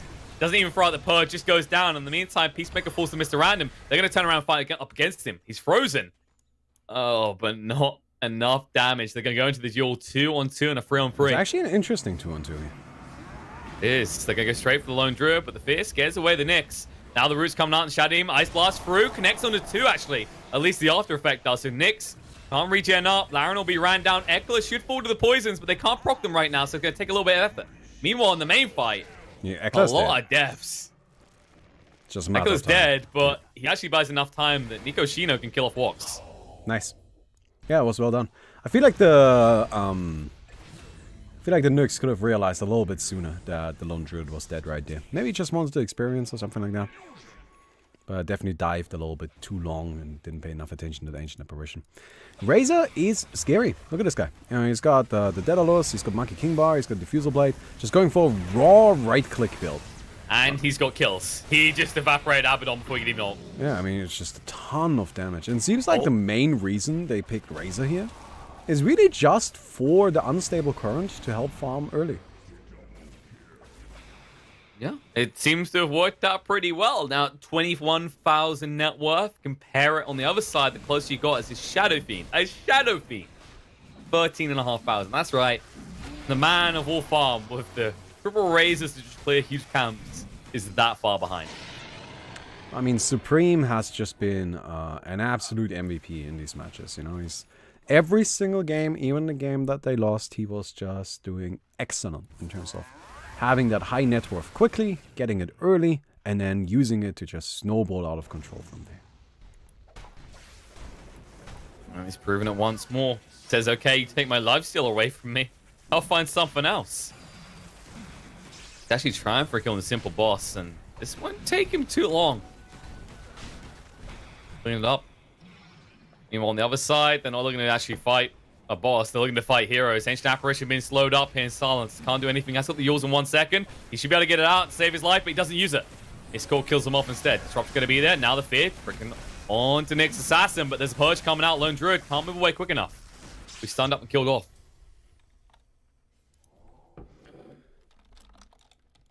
Straight back a little. They find the Lone Druid. The big concern is how you approach the Razor still. Yeah, I'm thinking about doing it right now. Yeah, BKB. He's Still gonna fight, taking a decent amount of damage, but Shadow Fiend already gone now. Just in time the borrowed time comes out, but he can't heal up from it because he got hit by the Ice Blast. Mr. Animus BKB activated, fine up against his Static Link's doing a lot of work. But you're running out of HP quickly. You need to turn around, hit into something. Walks, needs one more whip hit, but he can't get it. Sun Chain Stuns, in fact, coming out. Brewmaster cannot even proc his ult. He will go down. They will assert dominance and take the Ancient Stacks away from the side of Not Yet Dead. Coming a little bit rough because while the net worth lead is, you know, retractable, you can kind of deal with it. The XP is where I'm looking, and actually, in fairness, Not Yet Dead are starting to keep up the Razor. Well, the thing is that, to me, the most worrying thing here is that the Razor is such a force right now. They have to really throw everything they can at this Razor to try and compete. Which really just means that it already, I feel like it already bought the Lone Druid the time that he's going to need. Right? Because Lone Druid takes a while to really come online and be super scary. But when he does, we saw that earlier, he's absurd. He's crazy powerful. Still, it takes a while. And you gotta get to that point. You gotta get to that point somehow. And the Razor being so powerful basically just made sure that they will get to that point. They're not there yet, but if they start losing, even if they start losing, the Lone Druid will come online. We'll see if they'll lose or win. Another fight about to break out. There's been a little bit of skirmishing, but now Nick's going to go down. They don't want to pursue for more. Instead, they just want to kill off another boss. And this is the big victories, that every time you see these pickoffs occur, when Not Yet Dead are getting a few kills, they aren't really finding much in the way of cores afterwards. They're not finding these big objectives that get them the upgrades. Head back for one now, but it's more a concern of, you look at, I feel like you look at the ones in your base as kind of your fallback option. You want to be out on the map taking away those bosses, because not only is it more cores for you, but it's starving control of the map from your opponents. Yeah, you gotta make sure that you get the bosses outside, because they're just they're more difficult to get, and you want to get there as quickly as possible. The base bosses are incredibly safe. You don't need to worry about them. Nobody's gonna snipe them. But those right there, they're not at all. And whoever wins most of them, they are just in a great position to continue on from there. So it seems like the Radiant is actually probably gonna come out ahead on these cores. Might even find themselves a few bonus kills. Nyx walked in the wrong neighborhood. Spike Carapace will buy you 1 second of life. Or maybe more with Impel, but you're dead regardless. Yeah, there's not much you can do. Nyx also doesn't perform that well against Ancient Apparition. You know, like, he likes to stay in a place, he likes to just kind of like sit there and spam. But ultimately, he takes away the healing, and then the cool feed just stuns him up, pretty much guaranteed. It's a big deal here. This Ancient Apparition counts a decent amount of Not Yet Dead's lineup. Right, when you think about the Abaddon and the Nyx, as you already mentioned, even the Brewmaster, you know, it's not just the fact that he's able to evade a lot of these attacks, but if someone builds into a Vlad's, the whole concept is I can just heal up a lot. It's all about effective HP, and in that regard, this Ancient Apparition starves off a lot of that. Yeah, Ancient Apparition is just really a very, very powerful, very dangerous hero that I think needs to be respected. And not too surprised to see him picked up. Honestly, I was kind of surprised to not see him picked up so far. And it seems like he wasn't really in the meta, but you can see the power's there.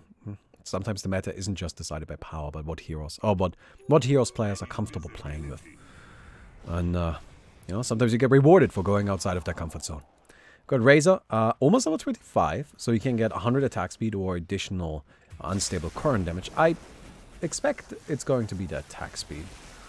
Considering he's going for practically all-in attacker, another 100 attack speed is a pretty damn high amount. And he doesn't really need additional unstable current damage. Like, he's No. clearing these camps pretty fast. yeah, no, he doesn't need it. And also, it's just really a matter of, you know, it's 200 extra damage, which is fine. But unstable current ends up hitting for 380 anyway. I wouldn't worry too much sides about it.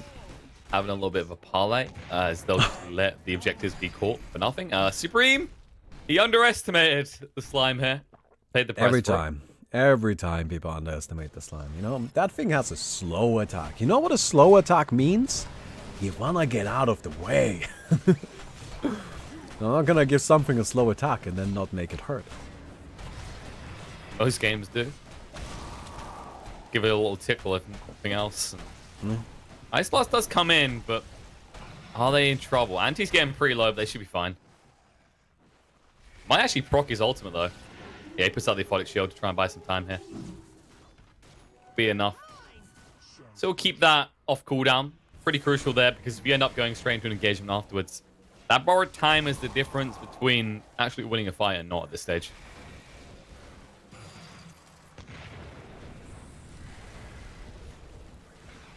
What are we looking at next for the Lone Druid, actually? You could go for, I think, like, form of more attack speed. Maybe the Mask of Madness, what we've seen before, would be the right choice. Yeah, that You're could staying be. far away. It could definitely be an option. Something that I would like Eckler to do, and something he actually didn't really do last game we saw him play, is I would like to see him go for a larger, like more items on his hero. I'm also a bit surprised to see him just completely skip the True Form. I feel like True Form does provide a ton of just additional survivability. Admittedly, he doesn't really need it, because he does have the Aghanim Scepter. But it is important to keep in mind that without True Form, there is no battle cry. Oh, and with that, Ags, they jump the back line. Shadowfiend in a lot of trouble, being bashed up. They're trying to go on Supreme. They'll be able to get rid of him. They'll turn around, find Shadowfiend already dead. Gonna be a 4-4 right now. He's got the advantage, though. Cyberpunk takes a decent amount of damage from the Soul Catcher now. They're going to root him up. Brewmaster needs to do something soon, but being bashed up the entire time. It's going to be frozen as well. Can they kill him quick enough? It's going to heal up. He should be fine here. We'll try and force him away, though. Entangled once more. No, now he might be in trouble. He can't get this spell out just yet. He's just in a fight. Disruption buys a little bit of time, but Abaddon, he's out of time. No borrowed time anymore. He's going to fall. Nyx is in the ground, trying to actually stun them up and control, but it's too late. Mr. Random goes down, used up in the air. Shadow Demon can't really do much. But when he comes down, he will at least die.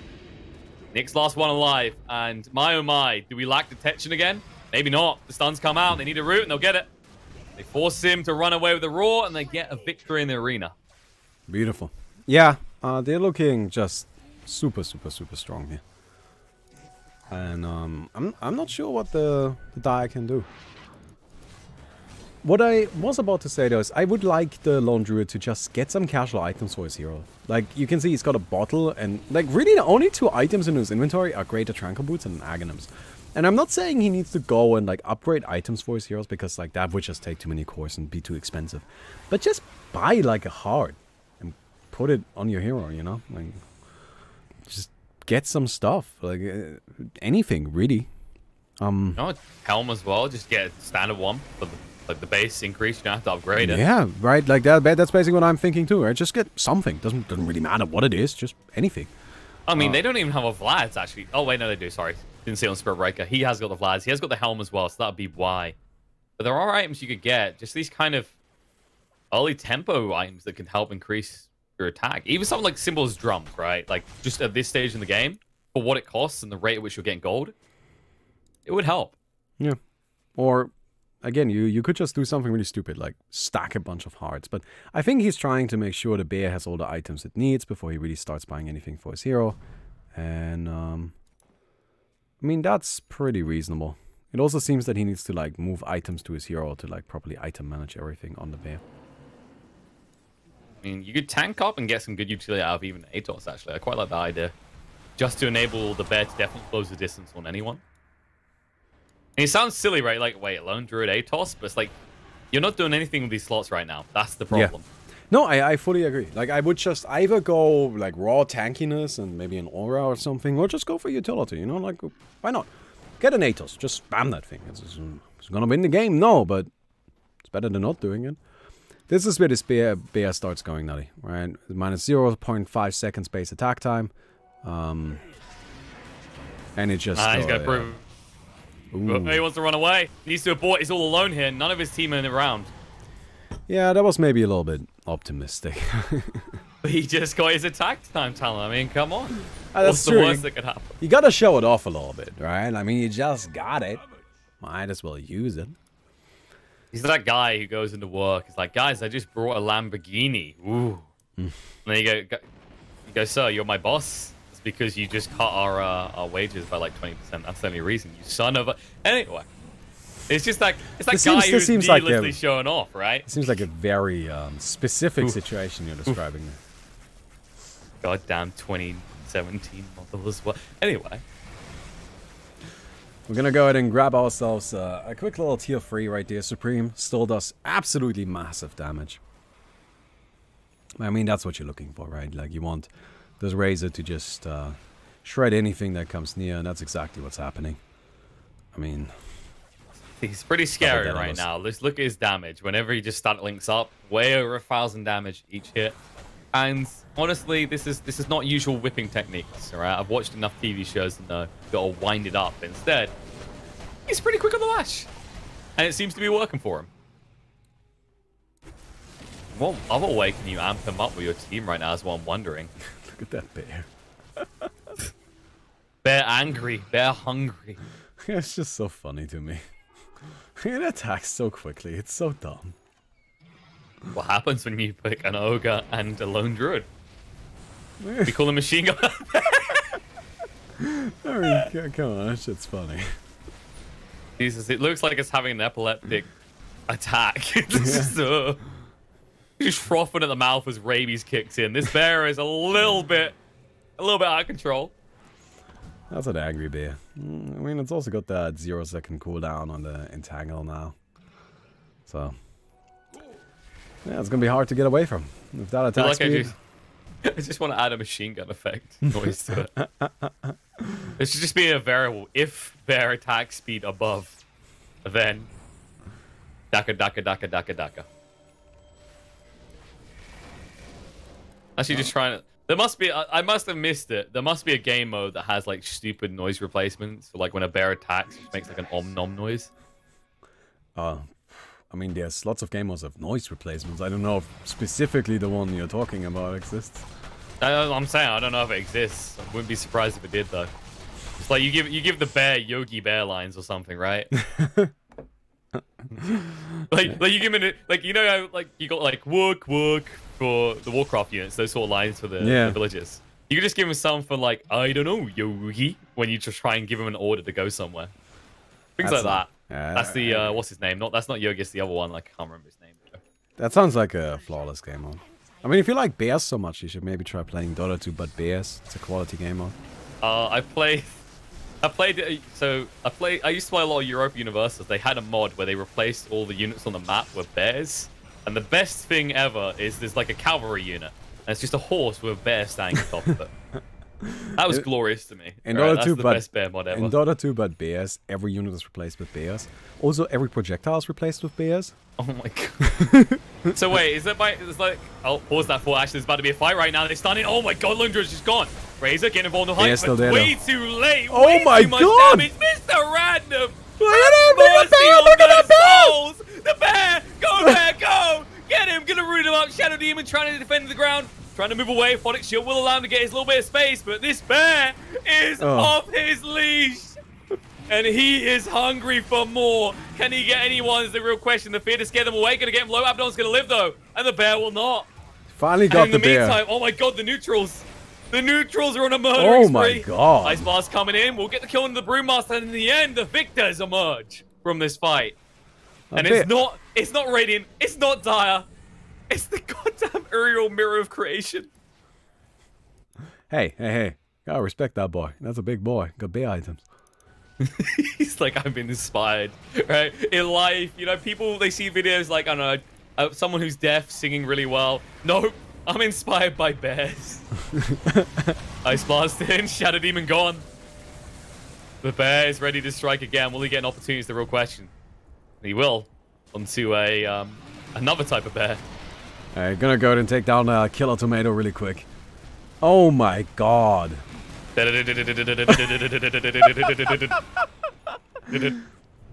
Who came up with this stupid ass game on? You know, I shake my head. Graceful, I mean. It's just, oh my god, pray for this bear, my boys. Something wrong, some demon has possessed it. I mean, you basically turned this game mode into Call of Duty, right? Because you've got Machine Gun Bear, then you've got the slimes, which are basically just throwing grenades everywhere. No, that's true, that's true. Yeah. Oh no, actually no. Alchemist is throwing grenades everywhere. Yeah, the slimes are noob tubing people. That's what. The slimes are just suicide bombers. Yeah. That's basically quite simply it. That's more Battlefield though. That's what I used to do in Battlefield all the time. What's that cancer? You know, you put the C4 on the car and then like drive the car somewhere. Oh god. So the first thing I done when I first ever played a Call of Duty game was I tried to throw C4 on my teammates. I was disappointed to find out this did not work. Oh, that's a shame. It truly was. Called Peter? Yeah, but I feel like really they gotta protect us from the bear, not the bear from anybody else. Yeah, I'm pretty sure we don't need Peter. We need someone who can put a bear down we need animal control. That's what we need. Please. Look at it, like, okay, bear, off you go. I got to resummon anyway, so we effectively have 7 heroes. He goes in, Abyssal coming out, a lot of damage on the Shadow Demon already. Now nice the BKB active, Peacemaker going, never strike control on the Mr. Random, down to half HP already, the Hex on him as well, he can't do anything. Finally gonna come out of it, Ice Blast stops him from regenerating up, but no, they've already got rid of the Razor. Mr. Random still staying alive, but barely. The bear trying to do the best he can, but now he's been hit up, Hexed as well. Aaron now will stay alive, the bear will not. They're gonna chase through for more, they'll be able to find it. Lone Druid goes down, Ogre Magi holding the high ground alongside Ancient Apparition, but not for long. As the rest of Dargers pursue this. Got it being pretty low. They're trying to get the kill on him, but they can't. Instead, they might get it on Ogre. Trying to move away. Getting pretty low. Aphotic Shield will keep him alive. Stun's going to come out. Ogre, he wants it. Ice Blast coming in is going to be big. It's on the multiple heroes. Ogre still alive this whole time. Now they're going to turn around. AA wants the kill on the Shadow Demon. Be able to get it. Ogre still alive. How is the Ogre still alive? Refuses to die. He will go down, but now AA 2-on-1. What have you got? Ice Blast in 8 seconds, and they're not doing enough damage to him. Here, little piggy, because he's about to make you squeal. He is actually going to do... Look at the stacks. The Ice Vortex stacks. He's got it. Going to hit him up. The Aphotic Shield's going to come up, and he's already gone, and now it is Nyx on AA, and I don't think either one of these guys can die. Damn. That AA pulling through. I mean, he's probably not going to get the kill, but... Holy moly. And why did it give you nukes? You can't hit that for shit. But this Ancient Apparition going nutty right here. That's what we needed all along. Give that nukes up, boy. Pick up the eyes. Don't forget Ogre, all right? A moment of silence for Ogre, the man, or Ogre rather, who proved himself to definitely be 2 heroes in 1 because there's no way one hero can be that damn tanky. Oh yeah, no, that guy just didn't go down. All right.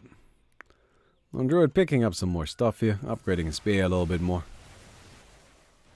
He's got the maxed out Greater Tranquil boots. That's kind of crazy. I think my bear is looking relatively complete. Of course, you can still get higher level ones, but this might be the point where we see him focus on his own heroes. He has picked up the Solar Crest. Yeah, I still would like to see a little bit, just a few items on him, like really anything. Like, buy some Wraith Bands, for God's sake, right? Like, anything is better than just blank inventory space. I don't know. Maybe he wants it to make it easier to manage his inventory, like, whenever he has to, but... Just buy salves. Just to kind of mock us for this statement now, he'll just buy salves. Hey, if you had an Oracle on your team, that's a smart move, okay? Isn't that the slasher way? You know? Run around, self up your team. No, that's when he's playing Faceless Void. The Oracle thing is super legit because obviously you don't take damage in False Promise. So that was pretty popular. Like big teams were using that. Earn as well. I think maybe Solo was the first tier 1 team player to start doing it, where he just carried salves around on an Oracle, which was like it's like 35, 40 minutes in a game. He's just got salves in one of his slots. Like okay, that's not your everyday recipe for an Oracle build. I mean, it's gonna heal a lot, right? Game is pretty close here. 82-61 right now. Both teams making the other work for up to this point. Next big pick up. There's the BKB for SF being upgraded. It is the last game. All right, and whoever takes this takes the tournament. Got a prize pool too. Enough to take him to. Yeah, no, they're in Russia. They take him to a reasonably established strip bar and make it rain. I wasn't sure where you were taking them to, but all right. Oh, it's not where I'm taking them. It's where they're going to take themselves. I mean, it's their 500 $. All right, Lone Druid is just buying. What is he? What did he get? Walls or something? Did he sell them? And what did this Lone Druid just do? You know, I think it's better if we don't think about Lone Druid's items. It seems to really be getting to you at this stage. He just like sold a bunch of cores. He like bought a bunch of walls and then sold them. What's that, lads? I've got a bunch of slots. Don't need them. I mean, he has 50,000 gold. He has more than that. It only displays 50,000. Yeah. So, Ekla, you maybe want to buy something for yourself. Ah, there we go. Wait, no. No, that's still bad. That's still bad. Items. Like, damn, the double abyssal play. I can respect that. Actually, there's a thought. Why no double abyssal? You can bash him ranged hits. Like, come on. Yeah, or just turn into melee form and run in and bash him down. I don't know. There's so many options Yeah, here. sometimes I don't understand these people and how they play their games. It's just weird to me. I mean, you know, you can criticize them. You beat them in final before as you Yeah, right. I'm clearly you boldly. better. Hey, I did though. Hey, you can make fun of me all you want, but I did beat them. Both of them. I mean, you know, it's easy to brag things. I mean, I've beat right? I have a 3-0 win rate against Purge in games. No, alright. Okay. Why does you brag about that? You know, do something cool. There's nothing wrong with bragging about it. Because it's Purge. Oh, it's not not like that impressive. Sounds like I'm building my timber, man. Sorry. It's not that impressive. Nobody cares. Alright, I get it. Kevin's a nice lad. Oh, that's what you say. It's just like, you know, it's just like, is he good at Dota? He's nice. Like, I mean, he thinks I'm a tusk spammer, which is awkward. And oh god, the bear attacked again. yeah, bear just kind of like had a seizure for a little bit. I'm pretty sure the brewmaster needs counseling after that. Look at that attack speed. Hello, is this the anonymous meeting for berry attacks? Can I just? It seems like we have a fight in a second. If you were concerned by this footage, you can report it at attackedbybear.com.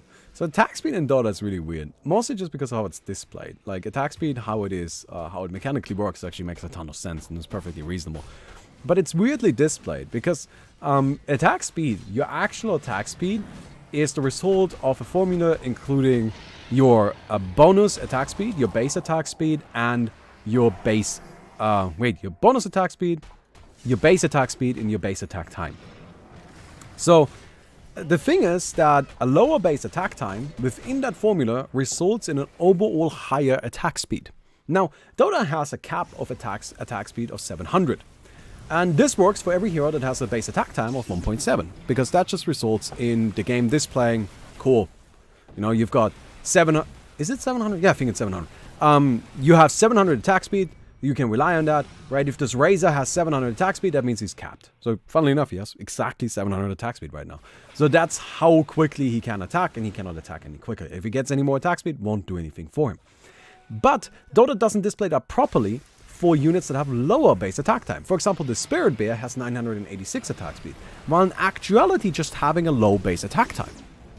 So despite this right here, 1586 attack speed, theoretically, following the logic of you cannot have more than 700 attack speed at once, shouldn't actually make the bear attack so quickly, and he should be capped at the same amount as the Razor is. It doesn't actually work that way, because the bear doesn't actually have 700 attack speed yet. It only has a lower base attack time, but Dota doesn't feel like properly displaying that formula. Well, there you have it, folks. A lot of numbers. I mean, I know I invoked the name of Purge, but I wasn't expecting that much math unless I said Nahaz. Hey, come on, this is really not a lot of math. Like, it didn't even tell you the formula. People didn't come in for math. They came for mode, and they're going to get it. Bear goes down. So did the Lone Druid as well. I was a little bit awkward, actually, from Radiant. They were pretty split on that one. They were just trying to just secure ground to complete the boss. Yeah, like the bear just kind of got completely blown up right there. He's really more of a kind of like, I guess, Supreme? sneaky Supreme's going character, in. yeah. He wants to actually fight this right now. Hex comes out. They got rid of Shadow Fiend. Now they're going to turn around for Nyx as well. He's going to fall. They'll be able to secure this boss. Uriel will now be slain by the side of Radiant. They just don't want to stop Bambi. They heard your numbers. They're like, okay, that's enough. That's enough numbers. Let me show you my numbers. Skorky is actually correcting me in chat by saying that it's actually plus 600 increased attack speed. Well, I said a total attack speed of 700. Every hero has a base attack speed of 100, and you can have an increased attack speed of 600 for a total of 700. But yes, that's the exact. That's how you do it exactly. Anyway, the cap was 700 now. Yeah. But the cap for no. The total cap is 700, but the cap for increased attack speed is 600. Oh yeah, 600. That's correct. So I can't remember if they ever changed it. I don't think they did. They've changed heroes' abilities to exploit that. Like, I think there was something recently in the last year with Wind Ranger's attack speed. Yeah, no, they did buff that one time. Like, they increased attack speed. Total attack speed used to be at 600 max. Now it's capped at 700. Yeah. I don't know. It's just one of those weird things. I do think that was mostly just because they wanted Windrunner to be able to attack quicker. It doesn't really have, like, it doesn't really make any sort of impact on most heroes, right? Kind of helps us more like for the Alchemist experiences, maybe the Juggernaut. Well, the thing is, Alchemist actually never really gets to that cap. Like, that's exactly what I was trying to say. With Alchemist, if he transforms and then you look on his attack speed value, it might say he has 1000 attack speed, but he doesn't actually. Yeah, it's the bat time. It's because of the base attack time being lower that the formula kind of freaks out and just displays something that's wrong. So, yeah, it's just something. It's one of those things that I wish Dota just kind of did a little bit of a better job at displaying, because I feel like these kind of things are just gonna be very confusing for, you know, players that are starting the game or learning the game. Not necessarily for new players. New players don't care about what I just explained, but like, they just want to hit things. Yeah, but like an intermediate player might just be like, okay, how does attack speed work? And then they see that and they're like, that seems weird. Is this bugged or broken? Yeah, you know, and there's no information on it. All right, final draw about to begin. To just alleviate some more confusion, I clearly speak Russian. They went for a toilet break. Now they're ready to go. This is because they need to be fully ready. This is actually not a final duel. This is just a normal duel. Oh yes, actually you're right. It is because the timing overlay. Because they're 100 now, right? So will it trigger another one instantly afterwards, or will there be a delay? There will be a final duel right after this. So I imagine both teams will actually just chill. This is actually really bad for the Radiant, because Cyberpack didn't realize this is not a final duel and put down a Watchtower. Which is kind of a waste of a Watchtower, honestly. Just doesn't do anything. All right, Nigoshino, you've done it before. I don't think you're going to do it again. You will go pop. Side duel's still going on, though. Chasing down this Abaddon. I mean, Alexa, cue Benny Hill's theme tune. I mean, this Abaddon has a lot of movement speed. From one corner to another, but maybe he's finally at the end of it. Oh no, he's gonna refresh. He's like, I refuse. I do not acknowledge your power. I don't know why he did that. That's actually potentially a problem. No, actually, it's fine. Okay, right. Well, looks like the final duel. This is the final. See, you guys got Shabbat, but now we will see if the side of Way to Death can win this. Or it's not yet dead, because it's hanging there a little bit longer.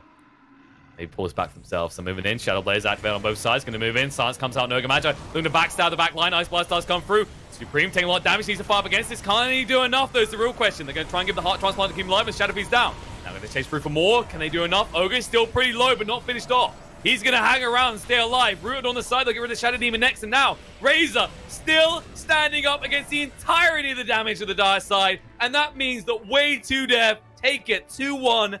They are your minor champions. Damn, that was pretty damn good. They managed to pull it out. I like that they tried some new heroes in that last match. And it ended up working out for them. But Razor definitely had a big impact. And that concludes the Open Angel Arena March Minor. Thank you very much, KP, for joining us today. Oh, thank you for having me. It was a pleasure as always. We got some good games. We got a lot of blood sport, which is, you know, my favorite way to do. I mean, especially considering it's Russian Dota, essentially, right? Like CIS Dota is a. They just go. They go at it. They don't slow down. And yeah, we had I think some really good finals here. Good tournament. I hope everybody enjoyed it. And with that, we'll be packing it up.